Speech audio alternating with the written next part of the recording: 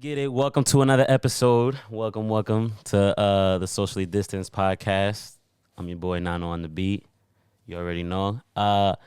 Very special guest. Before I get into it, the dopest part that's been doing this for me is that I get to talk to people with extraordinary stories, and at the same time, people that I know as well, that I grew up seeing their journey and everything like that. And that's definitely been the case with my man right here.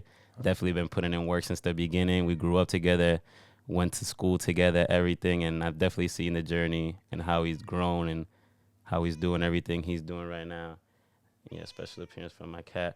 But yeah, if you don't know who I'm talking about, I'll talk about my man Manny Payton in the building. Yes, sir. You already know. Yes, If you don't know him, been balling his whole life, putting in serious work. Appreciate that. Gym freak, ball freak, loves being in the court, everything, just putting in grind. Right now is playing overseas in Ireland and everything. So, definitely appreciate you stopping by, taking time out of your day to definitely come by and fuck with a nigga and shit, you know what I'm saying, in this journey and shit like that. Cat giving me vibes, huh? I know. I don't know what's up with her, man. She usually knows when I'm working, and now she acting up. Mavis, go. Get out. Any time for you right now. Nah, but yeah, man, so let's get right into it. So, yeah, I wanted to start with taking it back real quick, you know what I'm saying, and just talking about, like, how your journey started. Like, how was it growing up and everything in this environment and stuff like that, and, like, family-wise, and, like, where did the love for even basketball come from, Facts. So just growing up in Fitchburg, I mean, you probably had a couple people from Fitchburg on here, you know what I'm saying? No, facts. But ultimately, like, growing up in Fitchburg, it's like everyone got a chip on their shoulder. Facts. It's kind of like that. I probably won't be the first person to tell you that. No, not right. You know what I'm saying? So that was the biggest thing, just having a chip on your shoulder. From what you know, is like I wasn't even one of the best around here. You know what I'm saying? Like, we had a whole bunch of old heads above us that just really liked that. Right. Chance, you know what I'm saying? That really had a chance. So first shout out to all of them. Right now, for sure. We've definitely had some good ballers in our history and stuff like that. Definitely some OGs. Nah, for facts. So it's difficult, you know what I mean? Like, I try to say, and I try to keep it as real as I can. You know what I mean? But, like, ultimately, like, it starts from, like, your mom, right? Right. And your mom gives you all the confidence to do anything in the world. Facts. So, like, whether it's fucking with music, whether it's fucking with basketball, like, she just gives you the confidence. Usually. Right. And I was just lucky to have that mom. Word.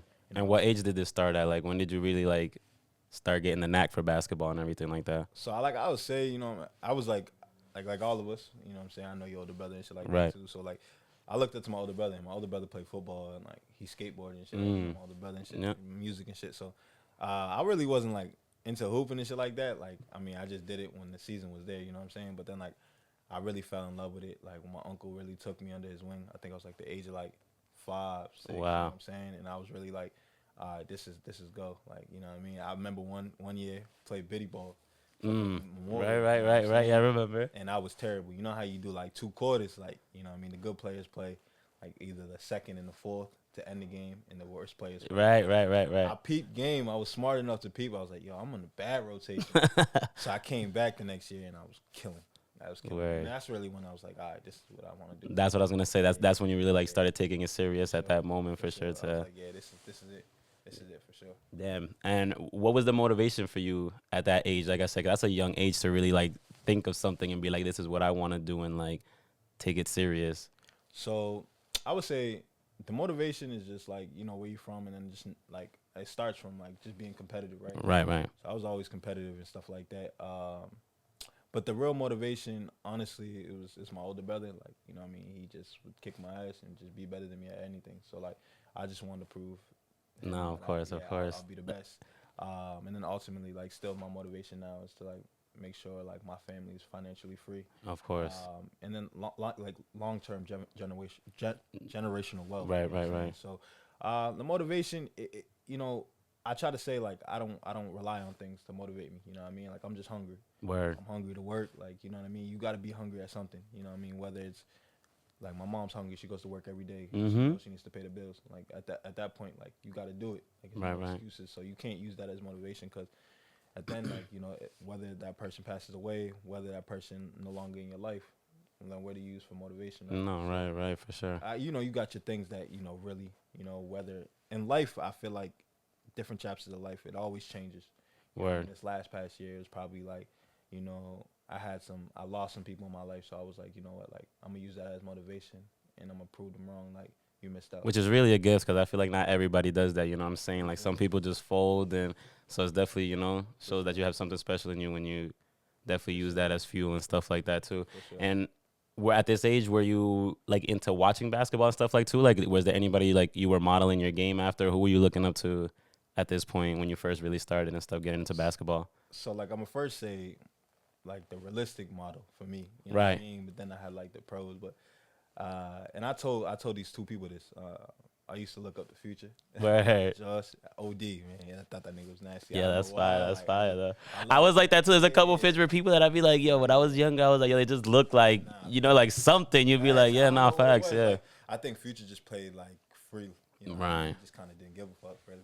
So I fucked the Future, and then Cedric Robinson. Also, Okay. like, Shout out to them. Yeah, no, shout no, out no. to them. Like, me too, Fitchburg natives, you know what I'm saying? Like, but like Cedric, like I don't know. I went to a high school game. I seen his ears pierced and shit like that. Shit Oh, the was- swag, yeah, right it was there. just weird, man. It was weird, bro. But and like there was great players, you know what I'm saying? But it's not like there was like 1,000-point scores or like somebody that like really was like superstar. They I think it's more that they were just from your area. So I feel like that's what we don't have enough of either. Is like people in front of us from where we from that we could be like, hey, yo, I wanna, experience that. I wanna be able to do that and stuff too. So I mean, 100. You know what I mean? And it's like I think the biggest thing for me was like it was like they just own their roles. You know what right. I mean, they're both like point guards at the time, and they just own their roles. Like for me, like everyone knows that I wasn't a scorer. Like you know what I mean, I wasn't really that. In turn, like I was that, but I wasn't. I owned my role. I was a defensive player. I just locked up everyone, and everyone wanted me on their team because of that. Right. And then my game started developing, and now like I could solely say like I ain't. That's dope. That's dope. Now, did you ever play any other sports or pay attention to any other sports, or did you? Was it always basketball? Nah, facts. I played football my whole life as well, so like that's another reason. Them two both play football. You know what I mean? Okay. Yeah. Yeah. So, yeah. I mean, I told them both that, but I don't think I told them both that recently. So. Right. Nah, yeah, I'm sure. Yeah, Future was here yesterday. Like I said, so I'm sure he'll appreciate hearing that as well. But nah, definitely like, it's good for me to see them two, and then them two now are still doing stuff like Cedric's working with the school. That's what I'm saying. Yeah, nah, facts. Yeah. He's doing his music shit too. So like, real props to them. Shout out to them. And then like professionally wise, like my favorite player was Dwayne Wade.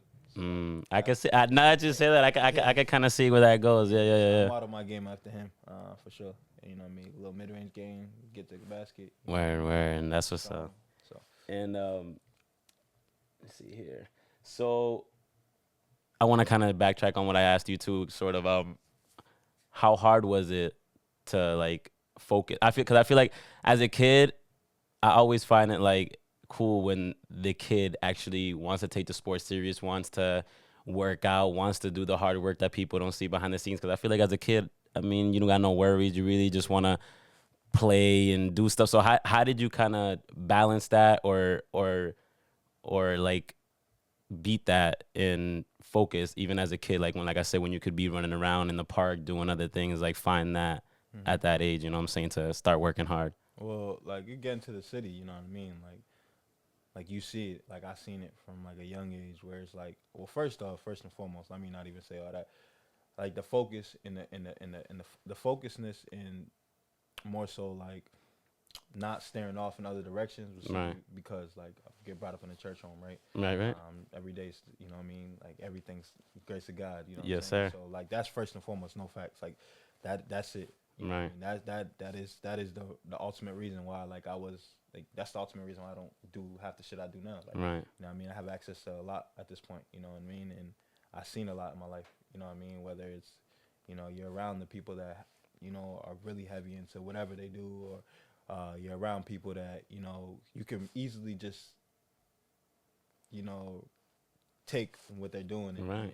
No, and like I said, especially where we're from, that's why like I really respect how you've kind of had that tunnel vision of keeping focus and being able to do that. That's why I was kind of interested on how you've been able to do it. Because like I said, especially where we're from, where there's not really much to do but get in trouble. Yeah, You know what I'm saying? And at a young age where, like I said, it's when you probably experiment the most and get in trouble. So it's like, I really wanted to know how you've been able to keep that tunnel vision and be like, nah, I have goals. I have stuff that I really want to work on and stay away from all that type of stuff. Nah, definitely. So like I said, like the first is, just growing up in a church home, you know, having a relationship with God, keeping Him first. For sure. I mean, because then you kind of feel bad when you're doing stuff. Nah, that's for sure. I grew up like that. And sometimes, don't get it twisted, you still take your chances and do your things, but that feeling is always there. Like, damn, man, if my mom and dad were to find out what the kids are right now. So, like, even like, you know, my mom to this day, she know I tried, like, you know, smoking, whatever, all that. Right.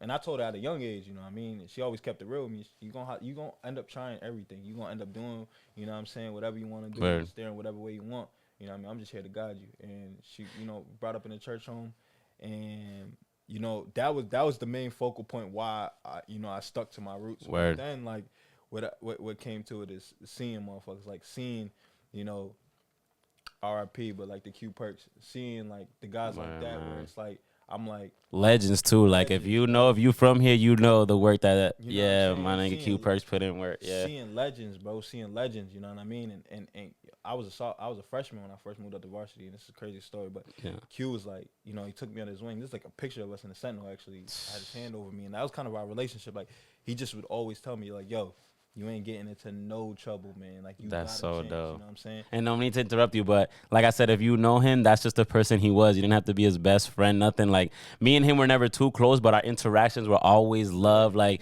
so he didn't fake it. So it's like you felt the vibe of how good of a person he was, and he really genuinely wanted to see you do good. You know what I'm saying? So that's super dope. Exactly. And it's like seeing all them role models, you know what I'm saying? Kyle Phillips, all them guys, man. It was just like they would always keep me, you know, like sharp. Like, and then those are people that I was looking up to because they was doing my sports. And then, like, you know, my older brother was like the biggest role model I had in terms of like staying focused. You know what I mean? Like, he gave me my first beer at like 8 years old, and he was like, "Well, take this." And he's like, "I want you to finish it." I threw up.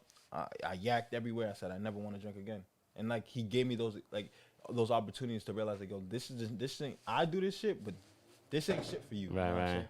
And when my brother, like, when he was doing small things like that for me, and my mom was working 2 jobs, and he was just raising me and shit like that, I was like, you know, I just gotta stay on track for them. That's super dope that you say that, because like I said, I grew up in a church home too, but I feel like maybe it had to do with like the way my dad grew up and stuff like that. He had gone to jail, everything, so he kind of wanted to protect us and have us in this bubble, but that's exactly how it felt. Like, I think it's dope how they kind of instilled it in you off rip, like, yo, these things exist.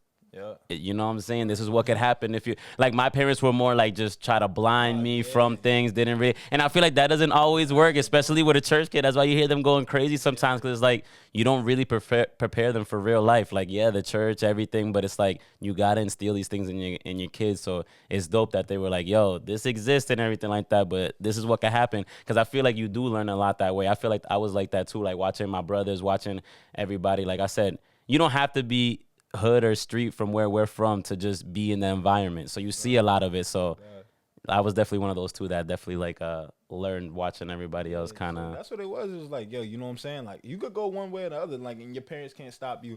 You know what I'm saying? Your brothers, your uncles, no one can stop you. You're gonna do it ultimately when you get grown, or you're gonna do it at that young age. So my brothers was like, yo, this is not what you want to do. And like, you drink a beer at 8 years old, you know that shit's nasty.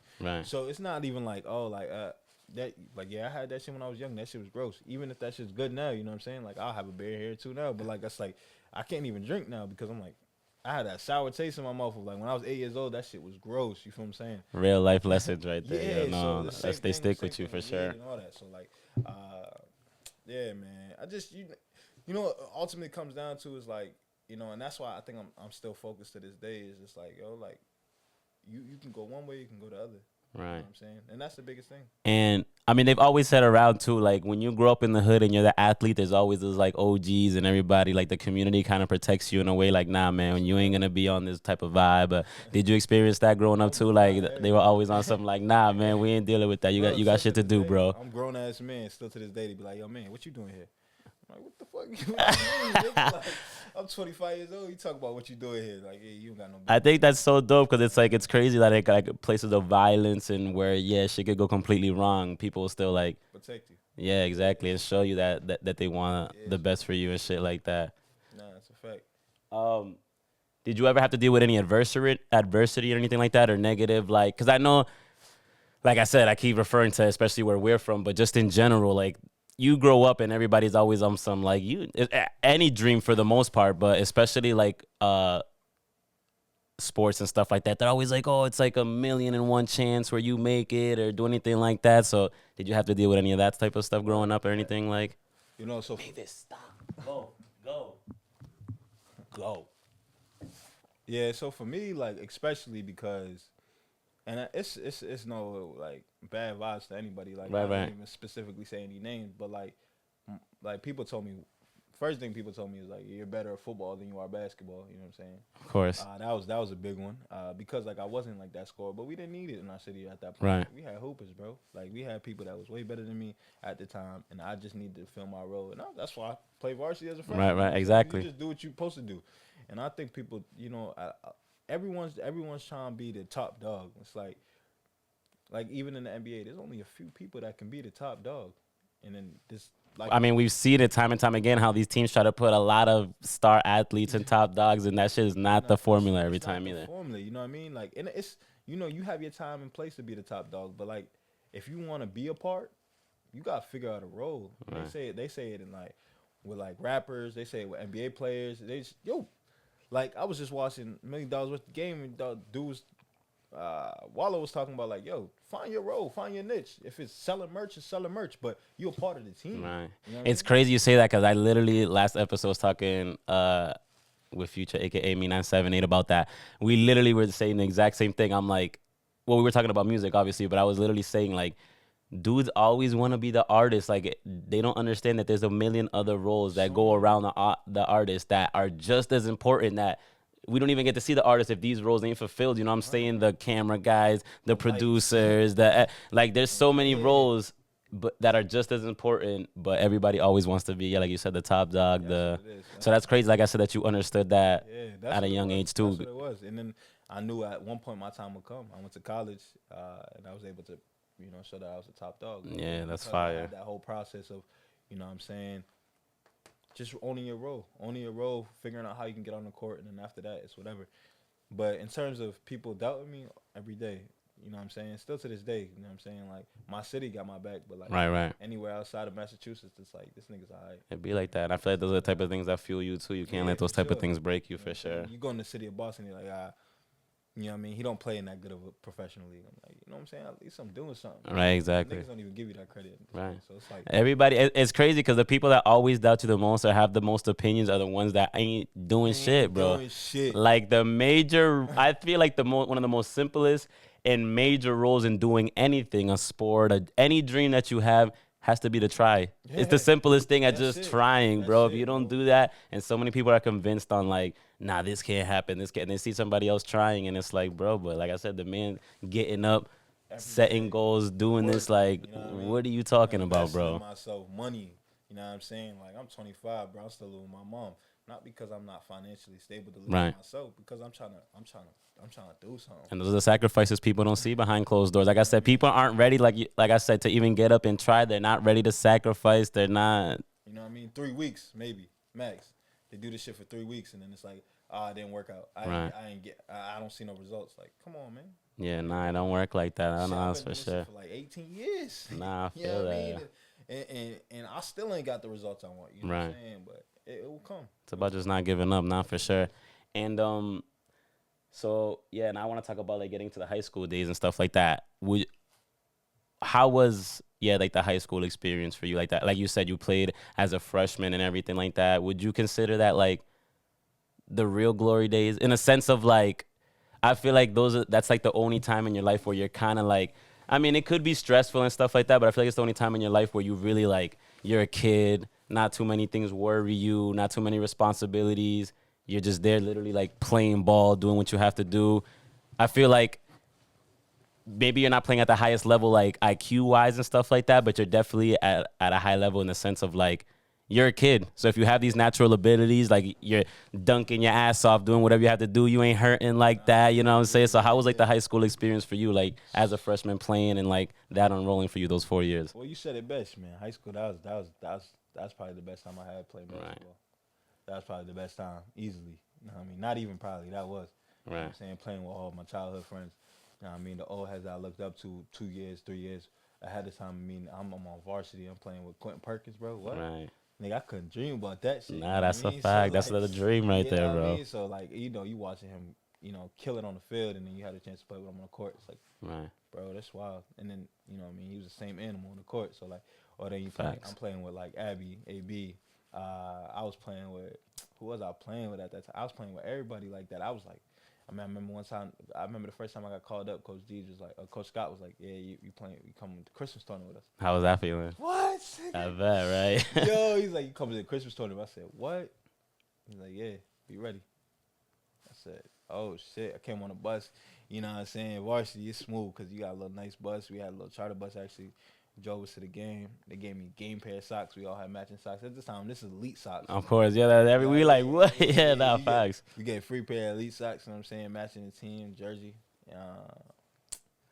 And then they gave me number 10, and I stuck with that for the rest of my high school basketball and football. But bro, like, that was the most exciting time of my life, bro. I think that was the most time that was the best, like, that was the best point of my life, I think, in terms of being present, in terms of enjoying the sport. At this point now, it's just like it's a job. You know what I mean? So Right. like it gets mentally draining. No, of course, I bet. I mean? You gotta. These days you wake up and you hate the shit. You know what I mean? I tell feel you. that, like, yo, this shit at this point now, bro. Like, it's cool and all. Like, you know what I'm saying? Like, I'm doing what I love to do, and that's the only thing I want to do. But I feel like that's what makes it easier to like process and deal with. Because like I said, it was the same thing for me. Like everybody, you know what I'm saying? If you know about me, you know the couple things I've done and stuff like that. And I always say the same thing. Like it's cool, but it's definitely a lot to deal with. There's definitely days you want to wake up and be like, bro, like, and people would probably that have never experienced these things be like, what? Like, bro, like you're complaining about, but I mean, until you're there, you don't really know what the person's going to, because like I said, it's a lot of work behind the scenes that people don't get to see, you know? Yeah, they don't see it, bro. Like, you know what I mean? I was, at some points, like, especially, like, early college days, you know what I mean? All the way up to the end of my college, like, I'm working 2 jobs. I'm training 3 hours a day. Right. You know what I mean? And that's just basketball. Hour 50 individual session, hour 30 individual session, hour 30 shooting at night, you know what I'm saying? And what's your name, prep with my boy Nino. Shout out to him. It's a fact. Shout out Nino, man. I gotta get him on here too, man. He got a good story of college. That's my brother right there. Putting in work too. Shout out Nino. I was with Mac, TJ, all of them. You know what I'm saying? Shooting Jose for hours at night. You know what I'm saying? Wake up 7:30, gotta go to work. You know what I mean? Leave work at 3.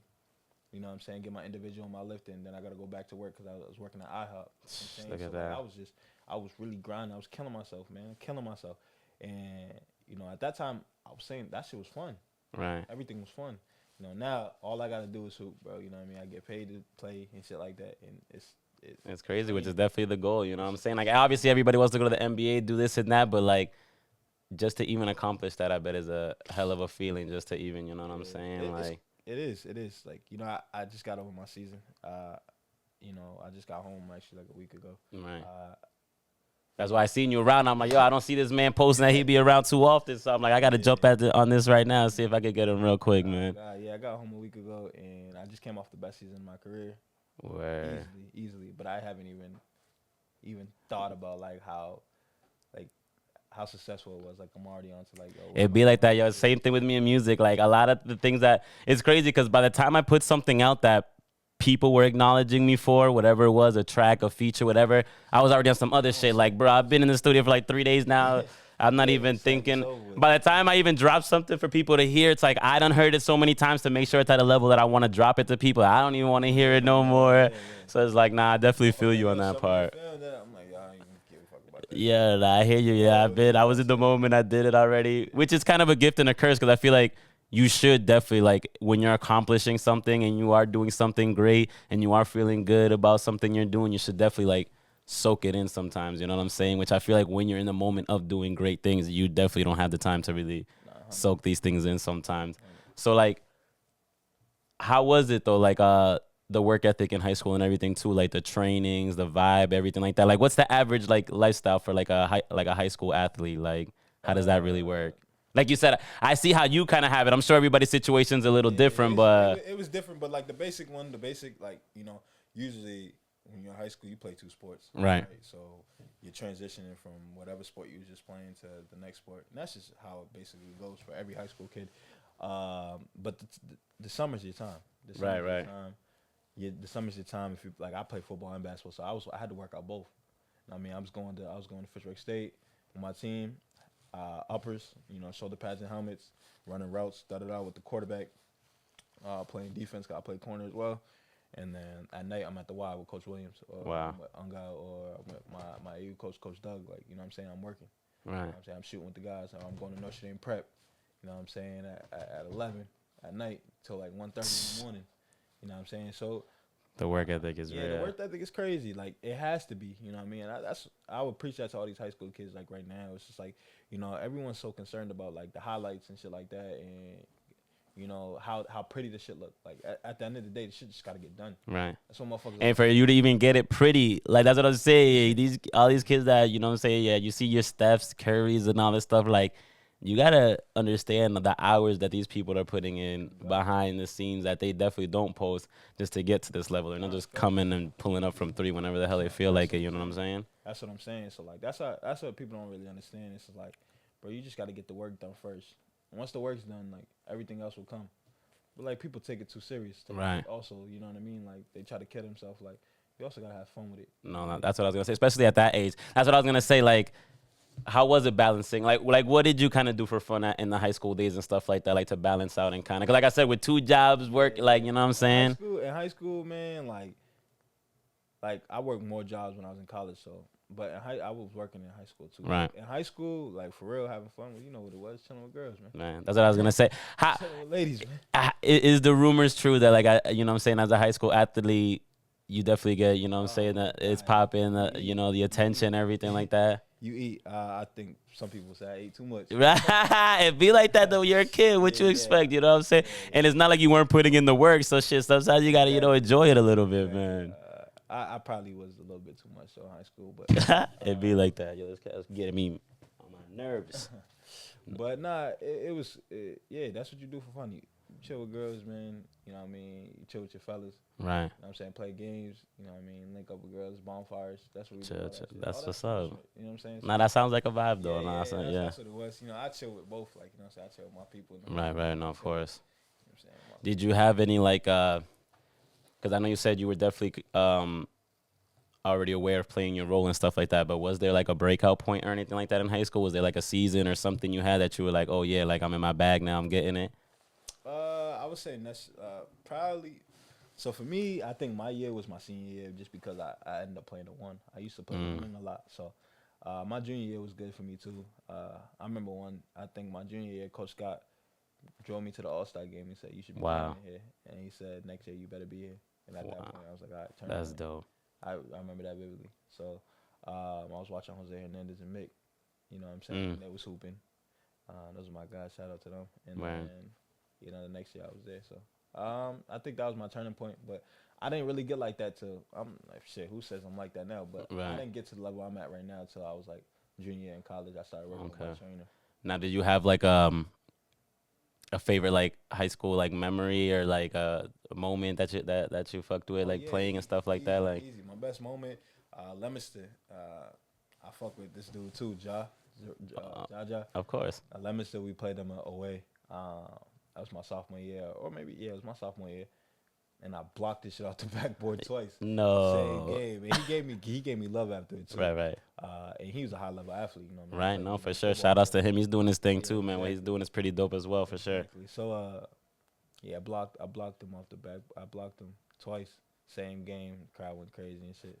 I think that was the best memory for myself. And then the best memory I was in high school was fucking Chuck's dunk on Neil. Yo, that's the one where he like it was like a fast break, right? That he elevated off his. You were at the court. I was there for that. I didn't really get to go to too many Fitchburg High games back in those times, but that was definitely one I was at, and I was glad I was there. It was bullshit. They fucking called the charge on them on that. That was probably the best dunk I've seen in high school with my own eyes. Like, oh no, me too. I think in general I gotta put that up there because I've never really seen wild dunks like that in my lifetime. So like I definitely gotta put that one up there because my man's knees were on dude's shoulders. That was a wild moment in the gym. Times were different. Like I went to a game not too long ago because my little brother, shout out my little brother Javon, he's playing right now and stuff too. And I mean, they still get packed and stuff, but the vibe just, I mean, I feel like when y'all were playing, it's like, yo, nobody else could fit in that fucking gym, bro. Yeah, that's what it was, and the crowds was lit, and it was engaged. Yeah, especially that day. I remember that. Everybody was wilding when he dunked that, yeah. I remember, there's a picture, like, motherfuckers on the court, bro. It was in No, the that's middle a of the fact. game. Yeah, you know what I'm saying. So It was wild. Good times, good vibes, it man. was great vibes then. It's the generation's changing. I mean, they're changing for the better too. You know what I mean. But I think a lot of people trying to be somebody they're not. No, of course. So it's like motherfuckers don't really care about basketball games now. They care about doing other shit. So Right. Everything always comes back. You know what I mean? Mm-hmm. So you'll get that vibe back in the city. Also, a lot of kids, like good kids, they end up going to prep school. So like, that's one thing. Like if I ever start coaching again, I don't try to change that culture. Just keep guys in high school.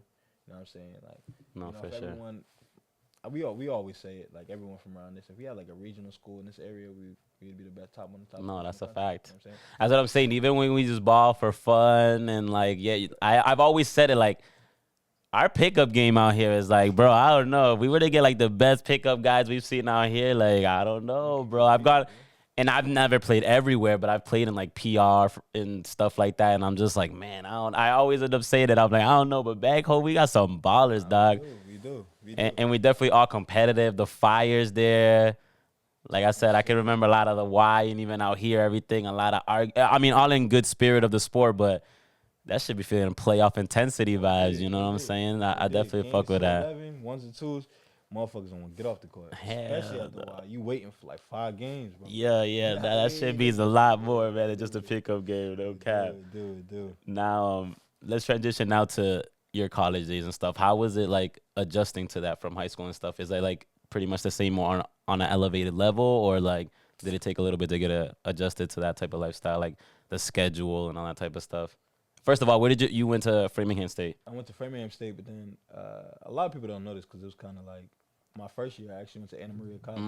Yeah, I didn't know that. Yeah, I commuted for the first half, and then I lived on campus for the second half. So it was a different experience. Like Anna Maria I was more like, it was like going to the mount kind of because like I was commuting. You know what I mean? Right. So it was just like I didn't really have no social life and shit like that. And when you got to Framingham State, you were on campus as well? Yeah, no, when I got to Framingham State, that's when my life changed. Right. Yeah, that's when my life changed. Framingham State, like, I gained some brothers, lifelong friends, my best friends now, you know what I'm saying? It was just great. It was great. It was a great vibe. Everything about Framingham was great. How was like, did anything change, like as in like the training or anything like that? Was it more, everything was more intense? And that's when the work started becoming work, like, you know what I mean? That's when it became like a job at that point because I knew what I was trying to do in life. At that point, like I didn't care about my degree. Right. You know what I mean? Everyone would be like, you people I was involved with, like you need to focus on school and shit. Like I'll just get the job done. Right. I'll pass with my shit. This is not to say anybody that's watching this, all the guys that's about to go to college, whatever. You know what I'm saying? Get your shit done because I try to transfer. Right. I got an opportunity to go play D1 somewhere and try to transfer, and they didn't accept me because my grades was bad. So like, you will get opportunities, right? So you gotta make sure your shit's straight. But for me, I knew what it was. I knew basketball was my goal, and so then that's what it became. Word. And you spoke on how some of your teammates and stuff became your brother. So how was that vibe with your teammates when you got there? Like it was easy to adjust with them. Everybody got along type shit, or how was that vibe when? So like I went to college with Tyree Hampton. Yes, I remember. I seen y'all. You actually have a picture of y'all on the. So I went to college with Tyree Hampton, and I was with that. Me and him was together every day because we didn't know nobody. Right. But one day he came to the dorm. He was like, "Yo, bro, I'm gonna go to the CAF. We were gonna go to CAF at the same time. I'm gonna pick 3 people to sit with random, and you gotta do the same."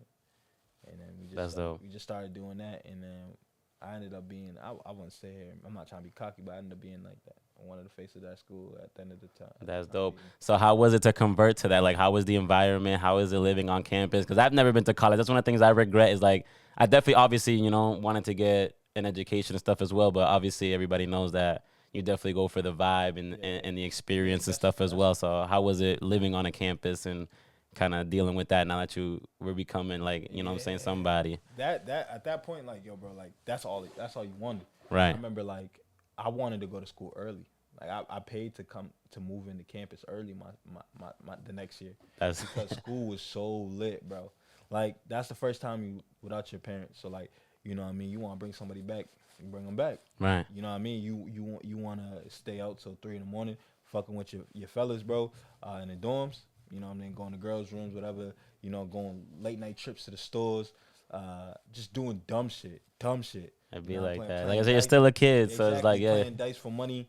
you know, in the common rooms, like, yo, this shit was just, it was fun, bro. Right, You know what I right, mean? It was right. fun. That is dope. That is The dope. parties, it was all good. You know what I The mean? girls, did it elevate too? If you ate in high school, I could only imagine the Nah. college So like, vibes. Yeah. yeah, I ain't want to get into all Yeah, that. yeah, we gotta get into details, but we know But how the athlete do, especially in yeah, nah, college, man. college, I could have really ate, but I ended up being with a girl for Oh, 5 years. hey. My whole Which I'm time. sure, in a way, maybe helped you focus in a way and kind of, sort of. Yeah, Yeah, yeah, yeah, yeah. not sort of. I won't jack it. I won't jack it. Right. That shit helped me tremendously. Right. That shit probably like, it was good for me at the time being, cause like, you know what I mean. I probably wouldn't have got through college at that time, cause she kind of kept me straight in terms of school and shit like that. And now, did you start eating at this point too, or was it still more like you were playing your role type of stuff, or were you really starting to come out at this point I was out leading score. Wow. Since I got there, I was out leading score. That's dope. And then like every year it was like I averaged like 11, then I went to 16, and then I went to 25. Wow. Yeah, so at that point, like my junior and senior year, like that summer, that year, my junior year, mid-year, I started working with my trainer, and then my senior year, I was gonna transfer because we got to the point that I was ready to, you know what I'm saying, take it to a different height. But then I ended up coming back because I didn't get accepted into school, and then, boom, my senior year I just exploded. And that's dope because, like I said, I see you being kind of humble, like, oh, who's to say I'm at this level now and everything like that. But it's dope to see that you can kind of look at it as like a timeline and see that with the work you've put in and you continue to put in, like you have literally gotten better as the years go on. You know what I'm saying? So when you're actually seeing it work, it's like, how can you doubt it? You know what I'm saying? So, exactly. And like I said, you're being humble, but I can say from seeing you play, from playing with you, like, you're definitely at a higher level than a lot will ever get to, you know what I'm saying? And I know you continue to work and you keep going and striving, so it's like, you're definitely doing what you got to do, man, for sure. Appreciate that. That's the ultimate goal, though, right? Is just to continue to progress in anything, any field you're trying to do, any avenue in life. You just try to progress every year. You know, right. That's how you become getting bonuses. Like if you're in the work field, right? Every year you do better numbers. You know what I'm saying? Say you're in a sales job, you get more and more. You know, sales like commission, you get better, you get more money. Right. So it's the same. Like, you know, sophomore year, 10 points. Then the fit 16 or 11, 16 to 25.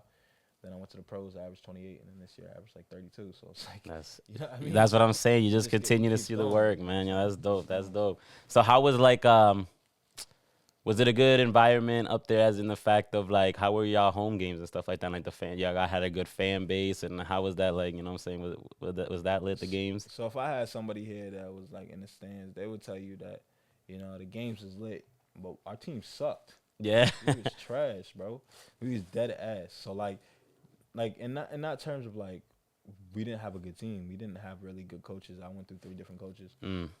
So it was tough to get like, you know, accustomed to, you know, what systems coaches was trying to run. It was always changing. And then now when I'm playing, it's still changing because I'm going to a different team every year. So we weren't that good, but the games was rocking. Right. Lit. Popping. I can only imagine the whole campus, everybody there. Yeah.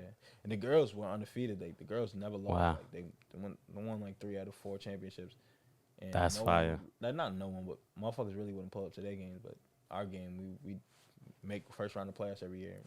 Lit, rocking. Yeah. So like they showed us love. That's dope. Did you have a favorite Did you have a favorite college memory and stuff at Framingham State or anything, or a moment that you can recall? So personally, it's probably when I played Fitchburg State. So you guys did play? Okay. Yeah, game-winning bucket my senior year. No, for real. That's a Yeah. different feeling right there. I can only imagine. We came here and we won here too, and I hit a game-winning shot too, like time bucket. So like, it was good. And then somebody else's memory that I was on the court was my boy KB. My senior year, came down the lane. He dunked on his best friend because we played his best friend's team. On some like LeBron to Kevin Love type. On Sports Center type shit. Like, boofed on his shit. I think it was on Sports Center. Like, dunked on his shit. Bad. It sucks when you got to do your best friend like that, right? That's dirty. It's crazy because them niggas grew up together. Like, that's like me and Nino. Like, he dunked on his best friend. So that shit was kind of lit. Everyone went crazy. That's crazy. Now, I want to transition over to now. You kind of went into it a little bit, but like, how's been the overseas transition? So now, like, it wasn't directly like getting out of college, anything. It's just been in the last few years, right? So like, so I went straight overseas after my last year of college. I haven't stopped playing basketball besides the year of COVID. But I went over actually, and then I had to come back because it got bad again. So how was that transition? Because I'm guessing like high school to college. I mean, I'm sure it's a transition, but like I said, it's probably sort of the same thing at a more elevated level. Now we're talking about you're a grown man. This is a job now. Like you're in a whole different side of the world, leaving your friends. Like how was that in the beginning? Like, first of all, I guess the better question is, how did it even come about? Like, did they contact you? Like, how did that sort of come about? So like these are probably the questions that everyone probably want to hear. No, of course. And I want. That's what I'm saying. These are things I wanted to know. You know what I'm saying? Because I'm as a basketball fan, you know what I'm saying, and knowing you personally, like I said, and seeing your growth and everything, I definitely wanted to know, the backstory and how this all happened. So like, I'm gonna keep it 100 with you. Like everything's about to be full transparent. So how it works, overseas works, man, is basically, especially when you're coming from the Division 3 level, is like you basically have to go to combines. You have to invest in yourself. You have to put money into it. Just like anything, you start your music shit before you blew up and before you bro, you had to put mad bread into it. People had to invest in you to invest into what you're about to do. Like that's how it was. Definitely. My Uncle Joe's investing mad money into me. My brothers, everybody. You know what I'm saying? So just investing money into me. They knew I had a chance. So I went to like 3-4 combines. I went to Spain. I went to Vegas. I went to Jersey. You see, that's dope. Like I said, I know you personally, and I didn't know any of these things. So I'm definitely glad you're getting into detail about that. So yeah, I went to all these places. You got tryouts, man. It's right. Like anything. You got scouts, gyms. Are these hard things to get into, or can you kind of like sign up, or? So you get invitations, but like you kind of like you could sit here and like you could say probably anyone could really go. Right. But like you'd be wasting your money if you're not like that. You know what I'm saying? Right. No, for sure. You have to know the work you're putting in to really. Like, because at that point you're really gonna get embarrassed. You're playing against people that are professionals, G leagues, NBAs. Like you playing against real niggas. You know what I'm saying? Right. At this point, it's no more college, and I'm a chick. You know? Yeah. No, I believe it. I'm doing. Right. That was the first time I ever tried to travel out the country. I just got my passport that summer. Wow. I ain't never been to Vegas. I ain't never been to Jersey, and I ain't never been to Spain. You know what I'm saying? So I ain't never been to any of these places. You know what I'm saying? I just like I gotta go. So how was it? Was it a little overwhelming? Kind of like to see the difference. OD, bro. And I was taking out personal loans. I was maxing out my credit cards. My nigga, the motherfuckers talk about sacrifice, bro. Anything I like. That's why I try to be transparent because motherfuckers be like, oh, he lucky. You know what I'm saying? Or he got a chance. Or someone gave him a chance. All I need is that. Like, yo, you know what I mean? Or he not even like that. Like, you have to invest in yourself, B. Like you, and I don't think people understand. They hear the word investing, and I don't know what people really think in their heads. But it's like, it's like motherfucker. I was paying $50, $60 to work out with the top trainer. I was paying money to lift. You know what I mean? I was spending every dollar I had. I was spending it. You know what I mean? I was working overnight shifts at IHOP at this point, waking up, training at 6 in the morning with my training because that's the only time. Wow. Like motherfucker, overnight shifts. If anyone know graveyard shifts, you go 11 to 6. And from 6 getting out to training. You motherfucker, I didn't even sleep. You know what I'm saying? So ain't no one telling me nothing. Like I invested everything I had into myself. And then, one thing led after another and it shook. You know what I mean? I got an opportunity to play in Ireland, you know what I mean, get my master's. But then I wasn't done school, so I was doing college. I couldn't even get my master's in Ireland because I wasn't done my bachelor's degree because I transferred, so I was a couple credits behind. So I was doing college while I was overseas, bro. You know what I'm saying? Motherfuckers don't know the struggle I was going through. I'm saying I literally woke up one day and seen you post it, and I was like, damn, my dog's in Ireland. Like I had no idea. So it's crazy the backstory of how it all went. Crazy, bro. You know what I mean? So then I went there for free. I didn't even get nothing out of it. I was there making $0. They brought in some nigga from the Big Ten, University of Iowa, like scholarship niggas, 6'9". You know what I'm saying? Ranked in the country in high school, like niggas like that. Like I ain't gonna lie. And they were like, you might not play a lot because you only could play one American over there at a time. What? I was literally about to ask you that, like the differences between being in America and being in a place like that, and that's crazy that would even what? In that league. Yeah, well, yeah, okay.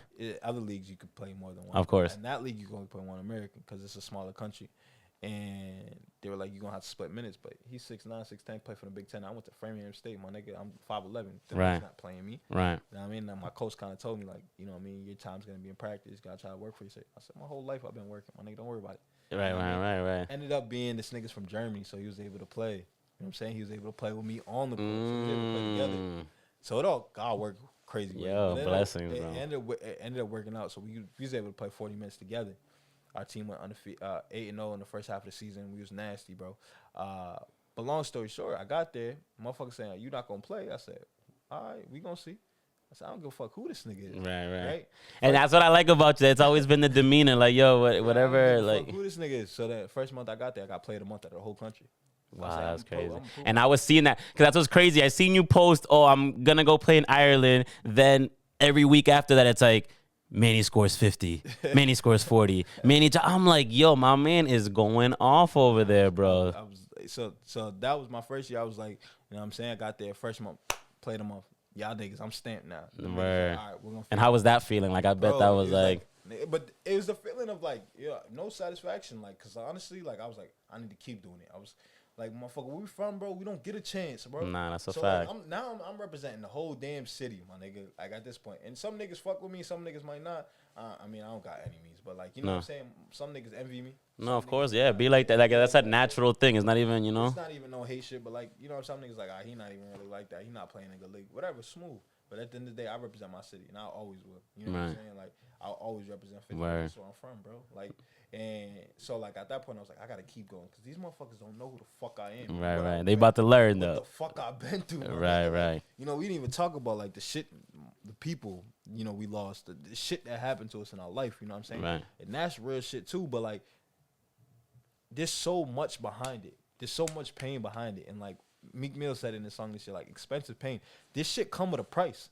So motherfucker, like, you know what I mean? I've been through a lot of pain, and that shit come with a price. So now, it's not the price of what you owe me. It's like the price of these niggas. This is on your head now. Right. So every time I play, it's like, this shit come with a price. Y'all niggas lucky you like to play against me at this point. Yeah. That's my demeanor at that point, because I'm like, yo, I owe y'all motherfuckers. You know what I mean? Like, I sacrificed. I didn't go to my grandmother's funerals. I didn't go to my, you know what I'm saying? I didn't go to my cousin's weddings. Like, bro, I sacrificed so much shit. You know what I'm saying? I didn't go to my cousin's. I repeated my cousin Pook, but he passed away. I didn't go to his funeral back in 2000 because I was going to a basketball tournament. My whole family, like, you got to go there. Pook would want you to play. You see what I'm saying? So like, motherfucker, like, this shit expensive from a long time ago. You know what I mean? So like at that point, I'm like, yeah, I owe motherfucker. And that was my first year. Motherfuckers talking about, you might not play. I said, say that. Word. Say that. You know what I mean? That's dope that you find these motivations. Like I said, because these are moments where like the average person and everything would probably fold or be like, damn. What? So it's crazy that you use that as like a fire. Like, nah, man, this is gonna happen, bro. I'm here for a reason, you know, so it's gonna happen, bro. At that point, I was probably like 10 grand in debt. You know what I mean? I was still having to pay off my car out here. Wow. I wasn't getting paid at that point. I wasn't getting paid. I was supposed to get my master's for free. That was the gig, and they let me live for free, food covered.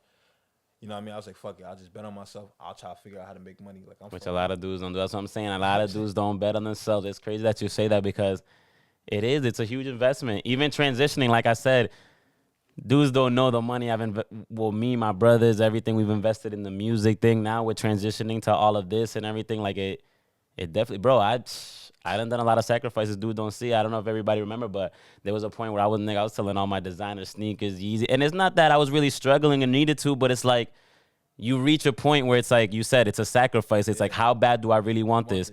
I barely go out, get dressed, anything. I got Yeezys and all these Jordans sitting in my closet collecting dust, or I could go get $300-$400 for these motherfuckers and buy equipment, invest in shit, make that money back. Because at the end of the day, if you do it right, these things will make money back for you at some point.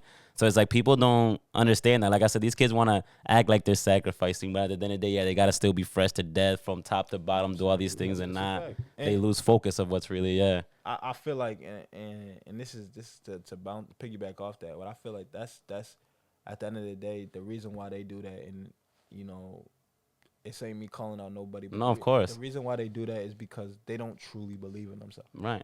That's what ultimately it comes down to. Facts. You can't bet on yourself if you don't believe in yourself, fair? So, like, if you know that you're ultimately not doing enough to be that person, if you ultimately don't believe in your skill set, you're not going to put that much money into you. Right. Because, like, you know what I mean? Hopefully I get it for free. Fuck that. Right. You know what I mean? Because, my nigga, you're like, I don't think I do enough.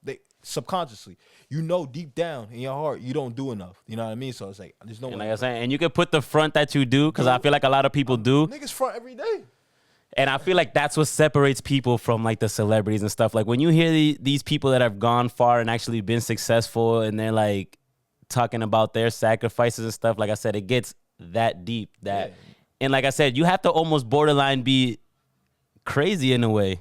Because a lot of these, like I said, I'm using celebrities because it's a good example, but in general, people that are successful, you hear their stories, and like you said, when you're in 10 grand of debt, all this, a lot of the stories go like this, like, yo, I literally bet on myself, like I did, and it's not something you recommend to everybody, because like you said, you literally have to be borderline crazy, know this about yourself, like, I could do this. And not everybody has that, like I said, that little bit of craziness that, like, nah, what you mean? Like, I can't do what?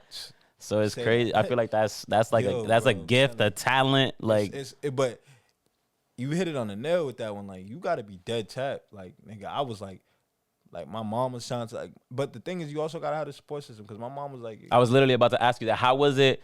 Because it sounds like you definitely have had the support system your whole life. How was it for the first time kind of having that so far away? Was it still like as strong? Would you still kind of communicate and kind of look for them to? So this is me keeping in the stack, bro. Right. And this shit really might get real, because that year, my first year going overseas, I was like, and I tell niggas this because, you know, niggas don't really hear this shit from real people, but like, this is a platform where hopefully people are watching, and that's what I wanted to do, you know, for sure. I could really speak some shit and tell niggas like, yo, you know what I'm saying? I'm here with you, right? Because I went to the biggest point of my life with depression. At that point, my first year overseas, I was depressed. You know, just times, you know what I mean, I didn't want to be here. Like, it's 100, and I was doing what I loved, bro. And niggas don't even know that. Right. You know what I'm saying? Niggas don't. Because when you're strong like that, you don't really show it. It's crazy. So it's like my mom, no one knew that until like recently. I kind of like, I was like, because you start understanding yourself. You start knowing like what you could take and what you can't take. You know what I'm saying? So I had to have a real conversation with my mom. Like, you're doing too much for me right now, and it's not like you're doing too much. It's like, your mom, like, you're overwhelming me, because like, you know, I'm trying to do everything for everybody, and I think that's what ultimately it started coming from, is because, you know what I mean, you don't know when you're gonna pay your next bill, right? And you don't know how you're gonna make the money you're supposed to make to pay shit back. You know what I mean? You got student loans adding up and shit like that, and everyone goes through their own struggle. Of course, you know what I'm saying. By any stretch, I'm not saying I'm poor. You know what I mean? Like, niggas got North Face jackets, no, and shit. And that's what I want people to understand. Yeah, it's not about being poor. It's like, this is things that the average person, to, like you said, it takes so much investing, so much money, so much. And it's safe to say not everybody has their background stories, but you could argue that I'm sure not every, but most dudes that do get to the highest level in the NBA and stuff like that, you look back on these motherfuckers' lifestyles, like, they had parents that would just pay these things, so it's a different type when you, like, you know what I'm saying, like, you're giving literally all you've got to try to make this thing happen. You know what I'm saying? You know what I mean? And then like, and then in terms of like that depression shit, that's just real. I didn't believe in it. Right. You know, where we're from, niggas like, nigga, pick your shit up, let's go. And because I was here, I always you can always, like, you know, think back and be like, all right, my nigga, you tripping, because you're here and you're around people. But when you by yourself, my nigga, it gets real. It's just you and your thoughts, nigga, like, and it's just you and your thoughts, my nigga. Your thoughts could take you to some crazy ass places, my right? Nigga. No, and it's crazy you say that, because I sort of felt the same way. That's what I'm saying. People, you have to kind of experience these things to really understand them fully. Because I say the same thing. Like, if you really have a conversation with me about like my music career and stuff like that, like, people look at me weird when I say, yo, at my highest point of being Nano, Bad Bunny features, all this type of stuff, like, bro, as Chris, it was like the lowest points of my life, bro. Oh, God. You feel me? So it's like, online, I'm over here, yeah, we still with the celebrities, I'm in the studios, I'm doing this and that, but then I'd have to come home to Fitchburg and, like you said, deal with bills. I had a whole brand new daughter, didn't have a crib. I was still sleeping on my mom's couch. Because like I said, these are all the sacrifices that go into these things. I couldn't even really get a job at this point because we were just traveling and shit so much. What job is just going to let you get up and leave for weeks, a month at a time? We'd be in PR, making moves. And I've always been the type of person that I don't front. Like I said, I've done a lot of shit in my life. I've experienced, been around a lot of shit in my life, but I never fully invested in like the street lifestyle. I didn't want to result to, oh yeah, let me go move some work. Let me go do it. Because it's like the sacrifice there wasn't good enough for me. You know what I'm saying? Of risking your life or something like that. So it's like in these times, I would literally choose to be broke, figure it out however I could figure it out just to try to make this dream and shit happen. So it's like people don't understand that, like I said online, all you're posting is the, yeah, I'm here with this and doing that.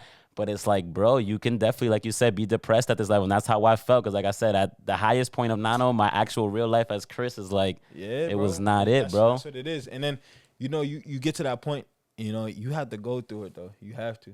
Right. That's the only way. That's the only way you really gonna really win in any situation is if you go through something like that. Because then at that point, you know the balance of life you need. You know what I mean? Right. And then now at this point, I don't even take basketball in terms of work. I take it the most serious of everything. Right. But I don't take it serious in terms of I don't take that shit outside the court. Right. I don't take after the game's over, it's over with me. You know what I mean? Which I feel like the greatest players do. If you look at it like a LeBron or everything, of course it's drinking after. That's what I'm saying. Like, yeah, it's frustrating. I'm sure it's frustrating as a competitor, of course. But like you said, it just can't. When it drips over into real life, it's like, bro, it's hard to be happy that way, man. You allow basketball to consume your life. Then at that point, it's like, what are you living? Right. You know what I mean? Like, you're not living life because, nigga, like, you're basing your life off results. Whether you have a good day, that's like motherfuckers when they come off of the court and have 40, bro. The next 3 days of their life is great. They ecstatic. Yeah. But they have 15. It's like, damn, my nigga, I suck. Right. And nigga, I don't know what to do with myself. For me, it's like, nigga, I have 15, smooth. I'll go drop 40 next week. Facts. And this is what it is. Like, my nigga, after the game, I might kill myself that day, like, in terms of, like, damn, nigga, what the fuck? And be like that. Bro, I've had men's league games, pickup games that I'll think about for, like, a day or two, a shot I missed, some dumb shit I did. It'd be like that. Like I said, when you're a competitor for real, you know what I'm saying, and you get off on these type of things and having good games, of course, I feel like it's human to do that with you. It's staying with it that you shouldn't really, you know what I'm saying? Detach yourself, so... once I started detaching myself from basketball, bro, like at that point, like my life started to change, and I started to view shit a little different. And then you get wiser. Right. You start understanding experiences and shit like that. You don't allow your mind to control you because at the end of the day, your mind is just thoughts. You know what I mean? It's just like, facts. Going to Google. Google has a whole bunch of, like, niggas ask Google a whole bunch of questions. That don't mean Google's going to tell you the right answer. You know what I'm saying? Google will tell you dying when, nigga, you just got a stomach problem. Facts. That's a fact. You know what I'm saying? So, like, at that point, your thoughts is just telling you, like, whatever. Like, just allow them to think. Like, and people got to understand that they're not lying when they say the mind is a powerful thing. Like, these thoughts could definitely affect you in a way, even mentally, physically. Everything can change off just having bad thoughts. Exactly. And you know what I'm saying? And that shit can last years. Right. If you don't control it. You know what I'm saying? That shit can last a lifetime if you don't. So that's a good segue into, like, so how did you make it work though? So this first year you're depressed, everything. When did things kind of start looking up for you? When did you kind of adjust and kind of figure it out? I was depressed for a lot of things. I was away from at that time my girl. There's a lot of shit. Of course, like I said, you're literally going by yourself to another place. I never even been away from home for longer than 2 weeks. Like, wow. So it's crazy. It's a different life.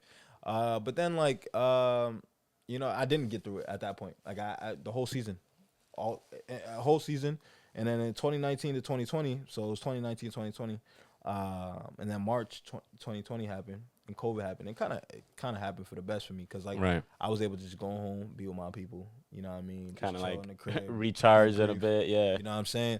And then I've read a lot. I read a lot of books. I read a lot of books about mental health. Wow. And you see it, mental health getting bigger now. It's because the social media. It's because social media allows you to have access to shit that necessarily our grandparents, our uncles didn't have access to. You know what I mean? So in terms of seeing other people's relationships. In terms of females, everyone asks why relationships are not working out now. It's because you have access to any girl. All you gotta do is double like their photo. You double like two, they liking one back, and you know it's good. Yeah, you see what I'm saying? So having access, you know what I mean? Having access to social media, having access to all these women, having access to anything. At that point, what happens? You know what I mean? You get yourself in trouble. Right. You get yourself in trouble generally. So like for me, it's like I started detaching myself from that. And once you detach yourself from that, it's like now you're in peace in your relationship because you're not worried about, oh, is he posting me? But you got to find somebody that's in the same headspace. Exactly. But, you start detaching yourself and then you start knowing what you want. So then at that point, I'm like, yo, I'm good. You know what I mean? I'm set on that. Oh, why you don't want to go do this? Because I know how it's going to affect me tomorrow in my mind. You know what I mean? Like, because at that point, like, you know what's gonna affect you. You know what I'm saying? Like, I'm not gonna go ahead and get fucked up or go ahead and go out with y'all because I go out and get drunk, whatever. Then I'm overthinking everything the next day, and then I think I'm a shit person the day after that. Right, and then, right. You know, it prolongs my process of getting back to a natural and normal. Especially when you're feeling the way you do, because I feel like, for my personal experiences, when I've been most fucked up in my life is when, for some reason, that's when I like to go out and do shit the most. And like you said, you just it's a little bit of an escape for whatever hours you're fucked up or whatever, but it never lasts. You know what I'm saying? Then you're right back to like, what the fuck am I doing with my life? What am I? Yeah. So it's definitely not the answer. Exactly. So, you know, and I only say all this shit, bro, because there's young niggas out there going through it. You know what I'm saying? Going through it. You know what I'm saying? Not under really standing that. Like, everybody's going through it. That's what I think that's the biggest key to me, is like when I realized everybody was going through it. You know what I mean? You see now everyone's posting motivational quotes on Instagram. Mm-hmm. Why? Right. You know what I mean? Why are you niggas posting that shit? Because you feeling some type of way. Right. You know what I'm saying? Why are you guys posting Eric Thomas? Everyone now, females and all. You know what I'm saying? Why is everyone on TikTok having motivational quotes? Or why is there so many quotes of the day in terms of Instagram pages and shit? Right. They wasn't like that before. Nah, it's a fact. You see what I'm saying? So like, you start observing, it's like everyone going through this motherfucking shit. And when everyone's going through it, you kind of feel normal again. Nah, you know yeah. Like, all right. Cause nigga, that was the biggest thing for me. I was like, damn, nigga, what the fuck's wrong with me? Nigga? You know what I'm saying? Niggas in the hood we don't got no mental health issues. You know what I'm saying? Or like we ain't depressed. And that's why it's crazy, but I have to throw this example in there. That's why I definitely, it's not the most popular thing to say all the time, but that's why I definitely respect somebody like Kanye, because it's like, I feel like Kanye is in, I don't know how to put it without sounding crazy. Like, I don't want people to take this crazy, but it's kind of Jesus Christ in a way of like the sacrifice part. Like, I feel like Kanye in his head, like, we do see him do a lot of crazy things and everything, but it's because he wants to show us kind of that same thing. Like, it's okay to even be at this level in your life, be this popping, be everything, and still struggle with shit. Exactly. I feel like he lets one thing we got to understand about celebrities is that they're not entitled at the end of the day to show us anything in their lives. They do, because it's just the times we're in and everything like that, but they don't have to do these things. So when a person like Kanye is all over social media just putting his parental problems, whatever he's going through out there, I kind of respect it in a way, because it's like, not everybody shows this side of them. And like you said, you don't know who it can help in that moment. Like, everybody's just making fun of him, looking at the chaos, but there could be a motherfucker that doesn't have the resources he has, that's going and feeling the same way he is, and that's the only person he can look at and be like, damn, if a person like this could struggle with this and have his moments, like you said, maybe there's not something just wrong with me. This is just how people are, you know what I'm saying? And that's the you again, you hit the nail on the head with that, because it's like, bro, you know, if a motherfucker like Kanye, just a normal, me and you was on Facebook and we posted that shit, niggas ain't saying shit to us. Right. Then no one's gonna laugh at it, like, I feel that. Like, there's girls post the same shit, like, you know, exposing their ex or going off on their ex or whatever the case may be, or X, Y, and Z. Niggas don't say nothing. They just supporting their friend. Right. But Kanye do it, he's niggas crazy. Right. Kanye wanna get a house next to his ex-wife for whatever reason, he's tapped. My nigga, you know how many girls do that same shit? Right. Trying to log into your Apple shit, or trying to do this, trying to do that. That's the same type of shit. Nah, it's a fact. That's the same type of shit. But now Kanye crazy because he's famous. Right. And he got money, you know what I'm saying? Right. Nah. And I feel like a lot of being not just a celebrity, a public figure in general, is learning how to hide that. Everything is always like, at least from my experience, everything is always like, bro, you could be going through this. I get it, you depressed and all this, but Instagram and shit don't want to see that. Oh, you arguing with baby moms, you doing this, whatever. Nobody want to hear that shit. You know what I'm saying? So it's like instilled in you as a public figure to be like, nah, I gotta look as perfect as possible. I can't lead these mother. And as well as like when you see something so different as like a Kanye who was like, nah, man, I got struggles too. I got problems. I don't give a fuck who think I'm crazy. This is what I'm going through. This is what I'm experiencing. It's like you gotta almost respect it in a way. Because like you said, I go back to what you said. It's like, it's dope to show people that, yeah, y'all ain't alone in that. Because like I said, we're not raised always like that to think like that. So it's like, it's easy for us to be like, yeah, there's something definitely wrong with me. Yeah. You know what I'm saying? Like, what the fuck am I going through? Like, so. and then I figured out, like, nigga, some of my closest friends was going through the same shit, same time. I'm like, wow, for real? I'm like, yeah, that's nigga. crazy. I'm like, nigga, who don't go through depression at some point in their life? I didn't even know that really. Right. Because where I'm from, like, you don't do that. Not yet. Like, You don't say who shit. diagnoses us? Who Yeah. ever tells us? You know, At what I'm that saying point, these nigga, things it's just that. like, nigga, you better eat that up. Like, you know what I'm saying? Your uncles or whatever. Like, nigga, what? Right. So when did they start taking a change for you? Like, start looking up and everything. 2020, 2021 in the summer. 2020 summer, bro. You know what I'm saying? Shit just started changing for me. And then, you know, you got your mental lapses and you always, you know. Of course, You it's still, human. It's human, yeah, normal. exactly. You still going through the same shit, like, or whatever. But, like, that's when I just started to be able to, like, be aware of shit. Right. Right. And then at that point, like, I became, like, myself again. And then, you know, then I went through fucking a breakup. Right. I was with a girl for 5 years. I went through a breakup. So then that shit, like, you know, but it didn't affect me the way it would affect me if I was in fucking 2019, 2020, because I was like, I was down bad. Right. But now at that point, I was like, okay, Smooth, this is what you're going to do, and this is how you're going to get through it. And this is how you're not going to let it affect your mental. Right. This is how you're not going to let it affect your life. This is how you're not going to let it affect basketball. You know what I mean? Use this, use that. Right. And so how did that help you? Did that well, my question is, did it help you with the transition a little more now? Like, how different is it over there compared to America? Like the environment, the food, is it easy to get kind of accustomed to, or like? So Ireland in itself, Yeah. it's American speaking, English speaking country. Right. So like, you know, it's not, but like overseas in general, there's a lot of places where they speak a different language, and predominantly different language. So like, you have to learn how to talk to people and maneuver around Exactly. without the language. That's the first thing. So motherfuckers think overseas is sweet just because you get to play basketball. You have to learn a whole different culture. That's what I'm saying, and I'm sure that off rip, the moment you even start talking, they're like, "Yeah, man, this dude ain't from here." Yeah, exactly. Yeah, so and they it's know, kind of they know, and they fucking fuck with you. But it's like, you know, get used to like everything being smaller. So like, I remember the first time I got over there, fucking washing machine, wash my damn clothes. I only could put 3 sweatpants in there. no way. It's dumb small, my nigga. And you don't got a dryer. You hang everything. So you take shit for granted, right? Like, just throwing your shit in the dryer and like, we out. You know what I mean? Nah, my nigga, you have to wait 3 days for your shit to dry, bro. Hell no, I couldn't be doing that, bro. Yeah, yeah. You can't put it outside because it rains all the time. You know what I'm saying? So you gotta wait till the shit just dry in your crib. You know what I'm saying? And the washer's small, so you gotta do 6 loads, bro. You know what I'm saying? Shit like that. Or the fridge, you only could buy for a week because the fridge is half of our fridge. And then they got a little freezer. Like, it's like damn near a mini fridge. And that's normal fridges out there. Right. You get what I'm saying? That's what primarily everyone got. So when you start seeing shit like that, you're like, what? You start appreciating shit. Especially if, like you said, if you were somebody that would travel all the time and maybe see this once or twice, you're like, all right. But like you said, you've barely ever gone anywhere. So like, this is just your first experience to everything. Like, what the hell's going on? I remember the first time I went there, I tried to go get me a comforter. Like, we don't sell those. I'm like, what you mean? So we sell duvet covers. The fuck's a duvet cover? Right. I don't know. What is a duvet cover? Duvet cover is like, it's basically, there's like a universal comforter, and they just have different sizes, and like, which is kind of smarter, to be honest. Yeah. But like, duvet covers is like what your blanket looks like, but you can change it all the time. So you just buy something to put over your blanket, and then you button it up at the bottom, and then now it looks like a different blanket. So like, say it has a flower set.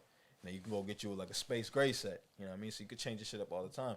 So it's kind of smooth, like you don't have to go buy a whole new. Talk about innovative. But like, yeah, that's what I'm saying. So like, shit's different like that. And they have duvet covers out here too, but like, they use those. We don't use those. We buy comforters. Yeah, yeah, a that's whole full comforter set. You know what I'm saying? That's your blanket. That's crazy. And you had said that.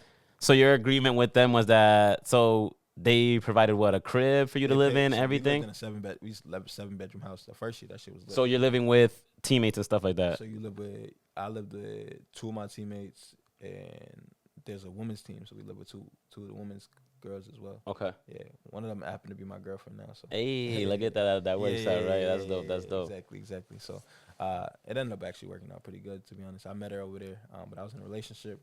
We was just mad close. We ended up being real close friends, and then she's my girlfriend. Yeah, worked out from there. Yeah, that's dope. So how was that adjustment though? Of like, I mean, did you know what you were getting yourself into when they told you like this is gonna be a living situation? Nah, yeah. You'll know. Like this year, like I lived in, like my shit was smooth this year. I lived in like a little, like it was like fucking, it was an apartment, but it was tough. Like we had my own bathroom, Bedroom is big as fuck. Living room, kitchen, big as That's fuck. fire. And then I live with two of my teammates, one from the UK and one from Serbia. So I'm living with two. All of us are different from different I was places, gonna you know say what I'm saying? that's a Learning hell of an experience, different though. I bet. cultures, different teams, different experiences, different foods. And these are the things that people don't look at. These are things money can't buy. That these things can't. That the basketball situation presents to you, which is kind of dope. Like it's definitely larger than just a game when Exactly. do these type of things and all that. I know like everyone like looks at it. It's like okay, like it's not the NBA, but like there's benefits. Like No, you of know what course. I'm saying, shit like that. Traveling the world. I ain't never been to Europe, and now I've been to different fucking countries in Europe, and it's like everyone's like, yo, you been here? But yeah, smooth. Like you know what I mean? Motherfuckers haven't even left fucking United States. That's a fact. You know what I'm saying? So like, especially doing something they love. That's what I'm saying. That's when it's not work at that point. That's why they say that because, like I said, it's like you could travel if it's all coming out your pocket and doing all this type of stuff. But now I go to Spain for $80. You know what I'm saying? Yeah, it don't compare. No, that's a fact. I go to Spain for $80. Like, you know what I'm saying? I go to the UK for 12 USD. Wow, that's crazy. You feel what I'm saying? Like, I can go to London for $12.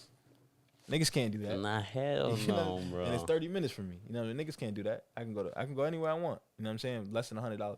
And it's crazy that sometimes you have to, because one thing I definitely want to let people know is that things are possible. Like the point we're getting to is if you just obviously have to put the work in, the sacrifice, crazy. You feel me? But it's not that things aren't impossible. And I've learned that now as I've gotten older and everything too. Like I'm 30 now, and it's crazy. I feel like in these last 2-3 years since like the pandemic started, bro, the amount of things I've taught myself, and I feel like I've learned more in these last like 3 years more than I ever learned being in high school. Like real life things, like business, and just like I said, through podcasts, through YouTube. Like I said, I taught myself how to use all these type of things, equipment, camera. It's like, and it's all literally in our hands, bro. Yeah, you feel me? Like people don't understand that with YouTube and stuff alone, like the knowledge is endless, you know what I'm saying, of what you can really do and stuff like that. And like I said, it's crazy in your situation because unless you get out there, you don't really know that these things are possible. You know what I'm saying? You don't see these type of like. Exactly. And that's why like I try to be 100% transparent. Like, you know what I'm saying? You're not going to make $1 million, or you will if you play in the EuroLeague. Right. Like, you can make say you make $5 grand a week. I mean, $5 grand a month, right? You there for 10 months, you make 50 grand, which is average. Brother, people ain't making that in regular jobs. That's what I'm trying to say. And you're doing something that you love. It's like, how do you, how do you beat that? You make 50 grand though. Say this though. This is where you win because you make 50 grand, but they pay for your food, expenses, and travel. Wow. So what are you paying for? Exactly. Besides extracurricular activities. Right. So you pocketing 50 grand, 50 USD at that. Exactly. I mean 50 euros at that. Right. That's like $53,000. You know yeah, nah, you can't be. As I said, everybody want to think about the NBA, and it's like there's definitely dudes there's definitely dudes in G leagues and across seas and everything that have probably overall, maybe not physically wise or whatever, but overall have had better careers than NBA players because it's like you said, they go experience. You're playing the whole game, you experience different cultures, and you making money. And if you smart and you invest and you're knowledgeable and you use your time wisely, you'll know exactly where to put that money when the time is up. Exactly. When the time is ready, and at that point, you can come home at 35 and never work again. And chilling. You know what I'm saying? And that's what my goal is. Nah, I feel that. That's really what it is. Now, how was it adjusting to the actual basketball game? Like, is basketball any different out there or anything like that? Like, did your teammates accept you right away? How was that? That's what it is. Like, what I'm saying, my nigga, you go on a different team every year. You know what I'm saying? Wow. Overseas, year-to-year contract. So I was on one team for a year, and I went back to another team. I went back to that same team because they offered me a little bit more money, and then I went to a different team this year. And it's always different. You know what I mean? The team's different. You gotta like. Ultimately, you're the only American there, my nigga, so you have to make sure they like you. Right. Or you going to be miserable. So you got to be cool with these niggas. You know what I mean? Some of these people you might not even like. You know what I'm saying? So it's like you got to just adjust to how the coaches coach. I was going to say, how did the coaches accept you a little more and everything like that? Because I'm guessing they have to have a part in kind of maybe getting you there in the first place or anything, or it doesn't work out like that. So the coaches kind of make the final decision, but you got the coaches, either hit up your agent, you know what I mean, or if you reach out to them on a solo. Right. Like I represent myself, so right. I hit everyone up personally, and they hit me back on personal. But and then you kind of go through the GM. You know, they'll send you over a contract, like standard contract. Right. You see it, go over it, you sign it, and they'll book your flight out. And then when you get there, it's like they want you there. Depends what they want you for. Like so, like my coach, my first 2 years, he wanted me just to eat 30 shots a game, as much as you can, win as many games as you can, kind of basic. Right.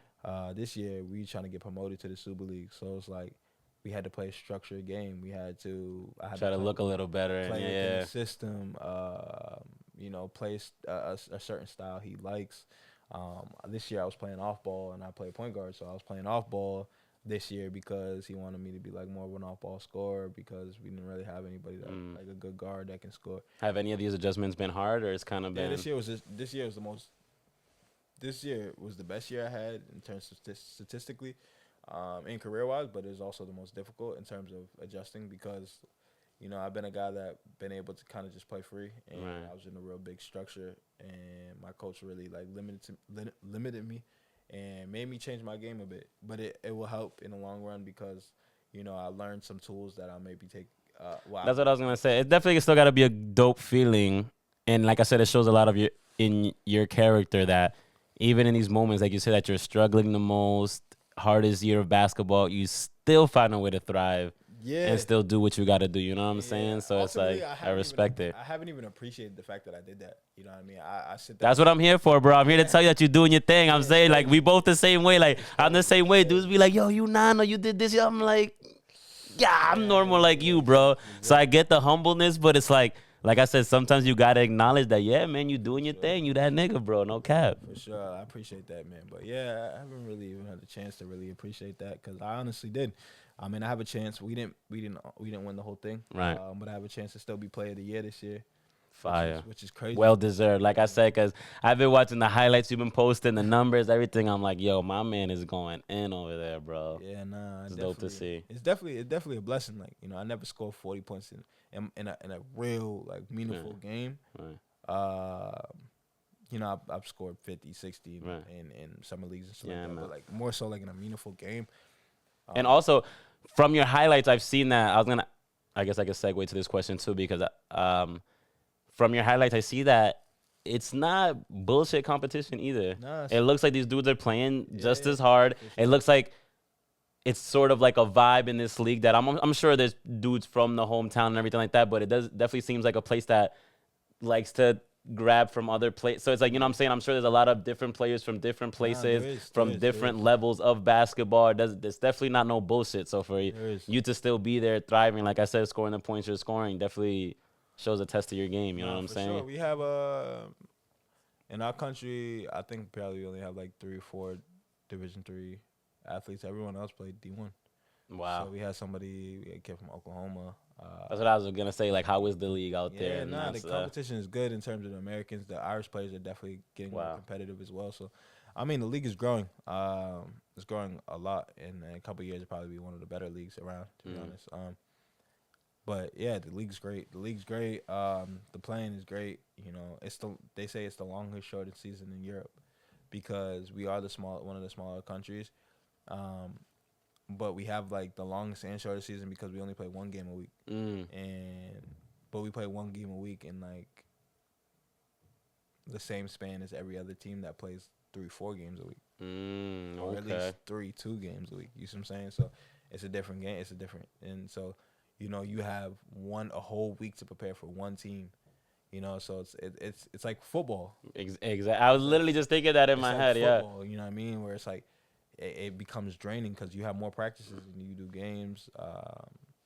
You know, it's a lot. I was gonna say that it's crazy that you're literally leading to my question. So, has the work ethic changed at all in a bit? Like I said, because now that you have a whole week to prepare, practices, everything. Like, what has changed? Because like I said, I've seen your Instagram. I've seen how you're in there regardless. That's just in you. I could tell it's instilled that you just like to put in the work and like to be in the gym and everything. But how has it been being on in that stage and stuff like that? Like, do they supply like training rooms? Like how does it work? How close to we have a strength and conditioning coach. Shout out to Declan. That's my guy. Yeah, he took care of me all year.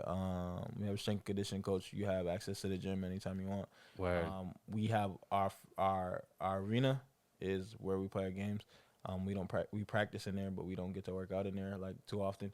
But then we have like this we have another court that we get to work out. We have access to that's closer to where I live, and that's where the weight room's at and all that stuff. So they definitely set you up that if you want to put in the work, you definitely can. Yeah, for sure. For me though, like I a lot of my off seasons to work. You know what I'm saying? Like that's always been like that. I do a lot of work in the off season. I change my game. Whether I've noticed that even when you come back down here, it's work. When you're over there, it's work. It's like it's crazy. I reflect, figure out what I want to work on. Like right now, it's the longest I ever took off, and I'm taking off 2 weeks. I'm going to LA tomorrow. When I come back from LA, I'll start lifting again, cardio and shit like that. But I'm not touching the basketball until another 2 weeks after that. Word. But you know the work changed for sure. Like it's more mental now for me. Right. So I'm watching a lot of film. I don't actually like when I'm there. I probably work out like 3 times a week. Okay. I lift 3 times a week. I don't do too much on my body just because like you get play one game. Right. I mean, you're practicing a lot, and my practice is fucking hard. I believe it. You know what I mean? So I don't play. I don't work out as much. You know, I do all the work in the season. I stay sharp. I keep my tools right. Right. But besides that, I try to keep off my feet. Really. Word. And you mentioned the arena. So like, how is the games there and stuff like that? Like, is the league pretty popular enough to like where the fan base is cool? You feel the love. So our games is lit. I ain't gonna lie. Our games we be having some lit ass games. We have a big rival in town. We're Limerick Eagles, Limerick Sport Eagles. They're Limerick Celtics, and that game was lit. That game was rocking. You know, whole arena packed. But it gets popping. It definitely 100%. It gets popping. And it's competitive. The thing is though, it's like they have they have really big rugby country. I believe it. Right. Rugby country. So, their rugby matches 10,000 fans, 20,000 fans. That's wild. Crazy, bro. Like nuts. And they get paid big bucks, like millions. So, that's where a lot of the fans be at. But we got a lot of fans too. It's growing, man. It's growing. It's a small country though. That country has as many people as we have in the state. That's crazy. 5 million in that country. We have 5 million in the state. Right. You know what I'm saying? Well, like 3 and like 4.5 or 4.2 or something like that. So we're really close. Right. You know what I'm saying? And it's like the same, to be honest. So it's like think about, there's not that many people. Exactly. No, so it's a real tight knit. Like yeah, exactly. So like you walk like I go to Killarney or I go to Galway or I go to Dublin, like niggas know who I am. You know what I mean? And I'm from I was gonna say that's a dope feeling because then being in a tight knit league like that and everything, and then thriving the way you do, it's not like, you know what I'm saying, you on the bench or you a 10-point player. So it's like, do you really feel the love from the people there? You get the love, bro. Like you get it. I get like I'm signing autographs fucking for like 30 minutes after a loss. And you can't beat that. I feel like I said, as a kid, every kid wants to be in the NBA, but I feel like it's not really the NBA. It's the dream of those things, like getting paid to play, getting able to travel, having fans, so it's like when you get it, it's like, how do you not feel accomplished? You know what I'm saying? That shit be making me smile sometimes after the That's game, dope, bro. That's dope. You definitely deserve it. They called me Super Manny over there. That's fire. That was my nickname over there. They call me Super Manny. Them kids love me, man. They love me. And honestly, I love the kids. I help them out. I work out with them and shit like that. I go to like clinics and I'll just be like a surprise guest there, and they'll fucking ask me. That's fire. That's fire, bro. Everyone asks me, do you know Michael Jordan? Do you know LeBron? Nah. I don't know them. But yeah. That's fire. That's cool. So I kind of wanted to transition now to, because I was looking on your Instagram, and I seen that you had a post about winning a coaching championship over there or something like that with like a team. So how did that come about? Was it like a younger team? Was it still like how did that come about for you? Shit, so it was a high school varsity team damn near, like if you would compare it. Right. They don't do that varsity shit over there, but it's like, so you got, they go age groups, so under 19 schools. Right. Under 16 school. So it's like JV, varsity. Right. So my first year, I won a coaching championship, basketball, all Ireland championship. So like out of the whole country, my team was the best, and I coached. And how did that come? How did you even get in that situation? Because like I said, it's dope how now we're going from like you were depressed, didn't really know nobody, were alone, to now you're actually like interacting, trying to get involved in like their community and everything. So like that's dope. How did that come about? So from the beginning, I was always in the community. Like no one would have knew I was depressed because I wasn't like in my room. Like, no, of course, shut out, you know what I mean, like I was still like active and about, and I was easy to like just like it was good distraction, to be honest. Like, right. Coach, just that's what I did a lot. Right. It's because those guys don't have the access that we have. You know what I mean? Like they don't get like the one thing I said when I came back my first year, I said I want to build a 10-court facility over there because they don't have one single 10-court facility. We just got a 10-court facility in Fitchburg. What the fuck is Fitchburg? No disrespect. No, like, no, of course. From Right. you get what I'm saying, but nigga, we're a little ass, small ass city, and we got a 10-court facility. They don't got one in their whole country. That's wild. Whole country, bro. Like the motherfuckers working out outside in the rain. You know what I'm saying? They barely can get in the gyms. If I showed you, I wish I had videos and pictures of the gyms. They play in auditoriums, bro. Pink lines and shit. Bringing outside, like the outside hoops we be having. They be bringing them shits out, reeling them in inside the school. That's their wild, hoops. bro. You know what I'm saying? So at that point, it's like, why wouldn't you want to help? So like, I just try to give them as much knowledge as I know and I have, and I try to just spread it around wherever I'm at. So. Yeah, and once you thrived at that, got them to the championship. I bet they were super ecstatic. Bro, from the photo alone, you can see the vibe of how everybody was like. Yeah. I'm sure that meant a lot to them, man. Memory, you know what I mean? Like I'll be stamped. Like if I wanted to come, now I could sit here. I could probably be a high school coach. I could probably be a college coach. Simple off that because I won international. You know how the adjustment you have to do, like to be an international coach at a high school level, right? And then also play internationally, play professionally. I have 2 degrees in it. So, like, at this point, like, that's probably what I'll transition over when I get That's dope. And did somebody ask you to help to do this? Is it something you kind of wanted to jump and do for seeing the environment? The pros that usually come in, they usually help and do it. So, I was just kind of like an NBA cares type of, right. You just help out because you're in the city, like, nothing else to do. You know what I'm saying? You just hooping. You only can hoop for 3 hours of the day. So, it's like, what else is there to do? That's wild, bro. So, like, I keep going back to the memories because, like I said, it's been different levels of this. So I guess my question now is, like, the journey's not over, but what's been your kind of best memory or kind of moment to this point right now? Because, like I said, this is where I feel like you've thrived the most at 40-point games and doing all these things. So is there one that kind of sticks out at you or kind of felt like that you kind of hold with you? So we play my man Swift. So my man Swift, he's from Western Mass. He's from Springfield. Wow, okay. Played him in high school. He played for Putnam. And he was actually out there. He signed to a team out there as well. So we knew each other. Niggas was, we seen that it was lit because you had another nigga from your city. Like, of course, area, yeah. That's always feels dope. It just felt like home when we seen each other. But he actually played for my team the year before, but he didn't get a chance to play because of COVID. So he got sent home. He tried to sign back, and they didn't take him back. But then he signed to a team that's in the same league. And they ended up coming to our place and played like 3rd game in the season. Wow. And we went to overtime with them, and I hit the game-winning shot, and I won by. My man loved the game-winning shots, man. Yeah, I hit the game-winning shot, and I had 41 and 10, and it was on him, and he was on the team last year, so it was kind of like I looked at my coach, I said, "Good choice." type shit. But that's my nigga. He's tough. He's good. Right. But yeah, we beat them, and that was probably the best memory because he's from my city, and we had a little jersey swap at the end of the game and shit. That was dope. That's super dope. That was dope. That's what's up. So, with that being said, would you think that you're at the peak of your game right now? Like, I was gonna say, or do you feel like there's still levels to be reached? Hell no, I ain't even touching it. I ain't gonna lie. That's dope. Like, I'm not even close, bro. I'm not even close. Like, this is the first healthy season I had since like probably like my sophomore year in college. Wow. Like no and I had injuries. Of course. I had little nicks here and there, but like this is the healthiest like coming out of the season. You know what I mean? My senior year, I had meniscus. I tore my meniscus, so all year I was playing on a torn meniscus. My freshman year, I was pretty healthy, but I didn't play as much because I was a freshman. My sophomore year, I was okay. My junior year, my knees was terrible. My senior year, knees was bad.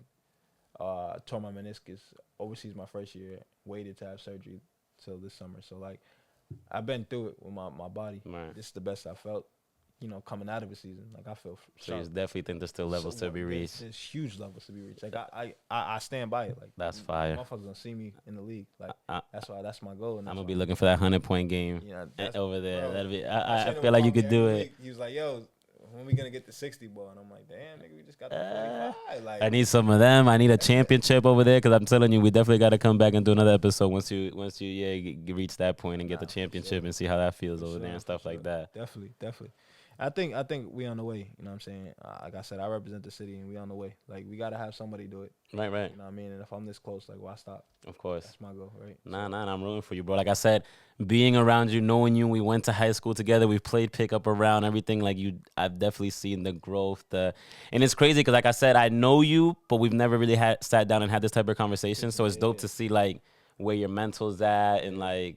That's why I like. That's why I like. You know what I'm saying? You see me in the gym and shit. I'll be quiet and shit like that. I'll be just observing and shit like that because like you got to where we're from. You gotta observe and you just gotta see really what's the best option for you and what's the best possibility for you at that point. You know. No, that's a fact. Now I kind of wanted to reiterate back to like when we're talking about like the mental health thing and stuff like that because, like I said, scrolling through your Instagram and stuff like that, I do see that now more than ever, your messages definitely always come from a positive place. It's always trying to, like you said, like uplift people, show them that they ain't alone and stuff like that. So where does that like I said, we kind of went over that and how you beat that and all that, but where does that like stem from? That like because like I said, actually where I got this question from was because like I said, I was scrolling through your page and I seen that you kind of you were doing like a little interview thing or something like that, and you said something that really stuck with me. It was that you had kind of struggled with confidence and believing in yourself because you weren't at the highest level, so you didn't believe that you were a high level player. You know what I'm saying? Yeah. And I don't think everybody kind of understands that. Yeah. And it's crazy talking to you now. I see that we kind of relate more in those type of things because for a long time I felt the same exact way. Like when you're doing music and you get big features, you do this and you don't reach the level everybody thinks you're supposed to reach and like the millionaire status and all this, you definitely feel like a failure to a certain point. Like it was a long time where I was like, damn, bro, like I didn't accomplish. And it took me a little bit to get over. And it just showed me that, I mean, it's a struggle. You know what I'm saying? That's a tough field to get in. Dreams are dreams for a reason. Not everybody can always accomplish these things. You know what I'm saying? And there's definitely things I could dissect that where things went wrong and why I didn't reach maybe the level I could have or I should have, whatever the argument wants to be. But I've definitely learned to be in a happier place now. Like I said, with everything else I'm doing, I'm venturing into other things, reinventing myself, trying different things. And it's like you find happiness. And I've learned that my happiness comes more from being creative. I get off on the creative process. I thought it was the music and being the artist, but to me, it's just creating something out of nothing really does it for me. So it's like that really stuck with me when I heard you say that. So like, how'd you overcome that part of finally getting to the point of like, you know what? All right, I'm not in the NBA, but like I said, I am doing something for myself. Can't nobody tell me that I'm not. I'm working my ass off. Like fuck that. I am a high level player regardless of what level I'm at. Yeah, like well, I think I was like that because like I think you find like moments in your life where like shit stems from, and I think it stems from like not having a pops, right? Right. Not my dad not being in my relation, and I not having a relationship with my pops. And right. I think like a lot of people don't have a relationship with their pops, but me, it's like I didn't even have no envy towards him. Like I wasn't angry. You know what I'm Where saying? a lot of people, I feel like it's natural, it's a human thing to be like, yeah, fuck this dude, he ain't even in my life. So I wasn't even angry. Like I wasn't angry at all. Really, it was more so like I was like what's wrong with me? Mm-hmm. You know what I'm saying? Because the nigga live in Worcester. So I'm like, what's wrong with me, bro? Like, and that's a tough thing to think of at that age. Like, as a kid, like. He has kids. He raised 3 beautiful children out of my siblings, and I'm like, and he has kids. Like, so why couldn't you raise me? You know what I mean? So it was like, I didn't really have confidence in myself. I thought something was wrong with me. You know what I mean? And that's probably the reason why, like, I refused to stop at that point. You know what I mean? And my biggest thing is you said your purpose, right? Your purpose is to like make something out of nothing. Right. And I think my biggest purpose in life is really to just like I know I have a good way of connecting with a lot of people, and I have a good way of a lot of people believing what I say. And I have a good way of like a lot of people just really benefiting off of having a conversation with me. So I think my biggest thing is just being real and transparent with somebody, and giving somebody the honest to God truth, and like making somebody feel better. I think that's my goal in life. Is just I know I don't know how I do it, even on the court. Like I figure out ways to just make my teammates feel better, and I think that's my best attribute. Yeah. It's like even if they're not playing well, like I make them feel better, and I feel like that's my purpose in life, is just making people feel better. So it's like those conversations is probably giving my like being very vulnerable in terms of myself, because I'm allowing people to understand and see me in terms of like, okay, maybe he's not that confident as a player, but like that was before, and I've dealt with that. And then like you probably are not confident, but you're fake confident, and now you have to deal with the fact that this month when you play me, this motherfucker knows with somebody that's not confident. Right, yeah, you've been, and that's what I'm saying. They don't understand it because they don't know you like that, but they're like, yeah, this dude can like read right through me, but it be like that, yeah, cause exactly. So, it's just being full transparent, bro. Like you have to, like, you like, there's no fakeness about me. You know what I mean? Like, in terms of like, I'm gonna tell you how it is. I'm gonna tell you like, you know what I mean? I'm gonna tell you I don't got, I got fucking pagoda chains. You know what I mean? Like I'm not like making X, Y, and Z, but like, I'm gonna continue to keep going. Right. No, and it takes time to get there because, like I said, now that we've kind of gone over your story a little bit and seen the things you've gone to just to have that mindset. But it's a beautiful thing when you do, because I feel like you definitely live better that way when material things don't bother you. When you're just, you have that confidence in you that, yo, regardless, I could be in Walmart sweats, whatever. Like, I'm that dude, bro. Ain't can't nobody tell me otherwise. You feel me? It goes back and forth all the time. I ain't gonna say like I'm always, always. You know what I mean? Like, but that's where you have people in your life, like your loved ones, your girl, people that understand you, to give you that reassurance. Facts. Once you get that reassurance, it clicks back like, oh yeah, I'm that nigga. I forgot. Right. No, exactly. I mean? Yeah. Like my bad. I'm good for 3 weeks now. You know what I mean? Because like you just need some like, you need that reassurance. I never had that reassurance in terms of like, that's why I said it stems from my pops. Because like, you could get raised by your mom all you want, but at the end of the day, you need a daddy in life. Right. And I ultimately didn't have that. And then I didn't have that reassurance as like I'm being a good man. Like, right. You know what I mean? You're doing what a man would do. Like you're standing tall. You're doing exactly that. You know what I mean? So I had to kind of just like find that myself. And then when I got older, my brother would help me. When he got older, and he tried to find himself. Right. That motherfucker was raised by himself too. You know what I'm saying? Man, at least he didn't have no one. Yeah, at least I had him to look up to. But like for me, it's like once I figured that out, I'm like, you know what I mean? I'm doing as best as I can. Right. You know what I mean? And as best as I can, that's good enough for me. Exactly. You know what I mean? That's why I feel people get it confused a lot too. Like, you just can't do too much. Yeah. You can reach certain things, even if they are dreams or goals or everything like that, but it's definitely all in due time, and you definitely have to put the work in, you know what I'm saying? Like, you can't just get discouraged of the things you are accomplishing and stuff like that because it's not at the level maybe everybody else expects from you, you know what I'm saying? So it's dope that you could find that happiness in like, exactly. And that's where I feel like I'm at too, you know what I'm saying? Like, that's what I'm saying. People might look at me like, yo, this kid was an artist, he was doing this, he was doing that, but like I said, Nano was at a high point. Me personally, as a real person, it was not it. So like now at this point in my life, people might look at me like, oh, he fell off, he did this. But I'm definitely, as a person, and you can't sell that, you can't buy that. You know what I'm saying? So when you find your happiness, it's like, you know what I'm saying? That definitely matters way more, and it'll take you farther, I think. 'Cause like you said, once you acknowledge all these things and put them into place that you've been talking about, the confidence, all these things, you know what I'm saying? They start falling. Everything just else starts falling into place. You know what I'm saying? For sure. And that's the biggest thing, really. Is just, the older you get, the more you realize that. And I didn't really realize that until I got older. Like I thought everything. I thought having the most girls, just fucking around. You know what I mean, being a dickhead and just hooping and, you know what I mean, being a knucklehead, like that was the cool thing. Then you realize like that shit is not cool, bro. At all. Like what's cool is being like, you could just chill and fucking watch Netflix.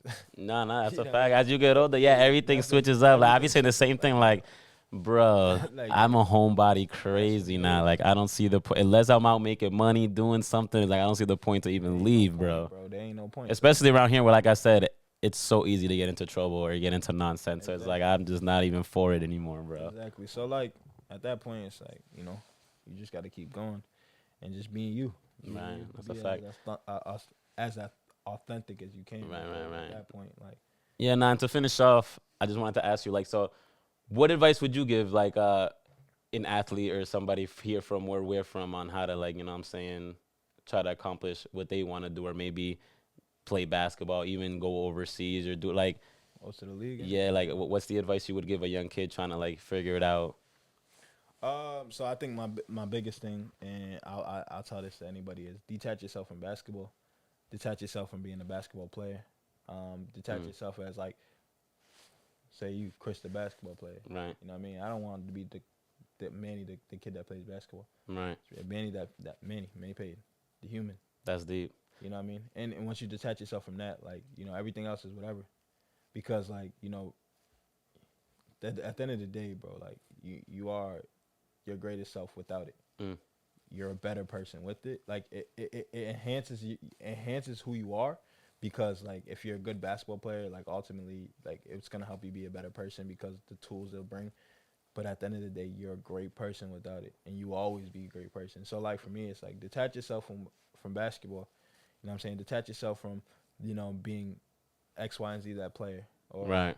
being, as ball is life. Like, you know what I mean? Life is life. Right. Right. Detach yourself from that shit, bro. And just really just, you know, put the work in. And then at that point, whatever it is, it is. At that point, you could live with your results. But you can't live with your results if, like, you consume yourself with it. Because at the end of the day, if the results ain't the way you want it, then your life is going to go to shit. Right. And what people, I feel like, have to understand, too, is that life doesn't end because a certain thing doesn't work out. You know what I'm saying? Like, even I felt, like I said, take it from me. Like I said, if you know me, you know that I was at a high level. Like, that's what's crazy. It felt like, I feel like I kind of took it for advantage in a way. Like, I was at a level where I'm like, yo, this is going to take off. Like, it's going to happen. Like, you know what I'm saying? Sometimes I felt like I didn't even have to work as hard because I'm like, I'm here, bro. I got the talent. Yeah, I could write a song in my sleep. Yeah. It's like, what's going to go wrong? You know what I'm saying? And when real life does come and you come back to earth, it's like, what are you going to do at this point? You can't just sit and fold. You know what I'm saying? That's why I've said, like,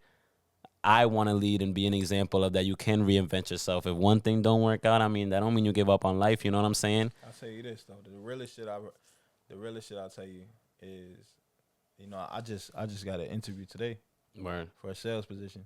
And I just got back overseas and I just made X, Y, and Z, right?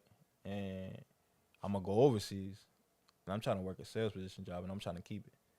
So I'm you know, you say that to, like, oh, you can reinvent yourself. You could do as many things as you want to do. Facts. You know what I'm saying? Like, you don't got to put no limits on it. I'm going to work a full-time job and have a full-time job. Literally. You know what I mean? Like, but that's because that's what I want to do. That's what I'm saying. That's how bad you want it. You know what I'm saying? So, like, you know, shit, you doing podcasts today and realize music's still in your heart. You can do music tomorrow. Oh, it'll always be a part of me. I feel like, you know what I mean? My thing I feel like is that I love music to death. It's like something in me that, bro, I could be just getting up, doing whatever, and like a verse will come into my head, bars, a melody. It's like something I can't escape. But at the same time, it's like there was just too much that I didn't fuck with. You get what I'm saying? Like, I loved, like I said, now as I'm older, I feel like I get off on the creative part of it. Back then, I didn't know that. I thought it was the music part of it. But the more I got older, I realized that there's just too much. I've never been a fan. Like I said, first of all, we're 90s kids. I'm not the biggest. I'm terrible at being on social media as it is. I just can't grasp the aspect of giving my whole life to people. Like, I just woke up. Yo, I ate this. Yo, I did this.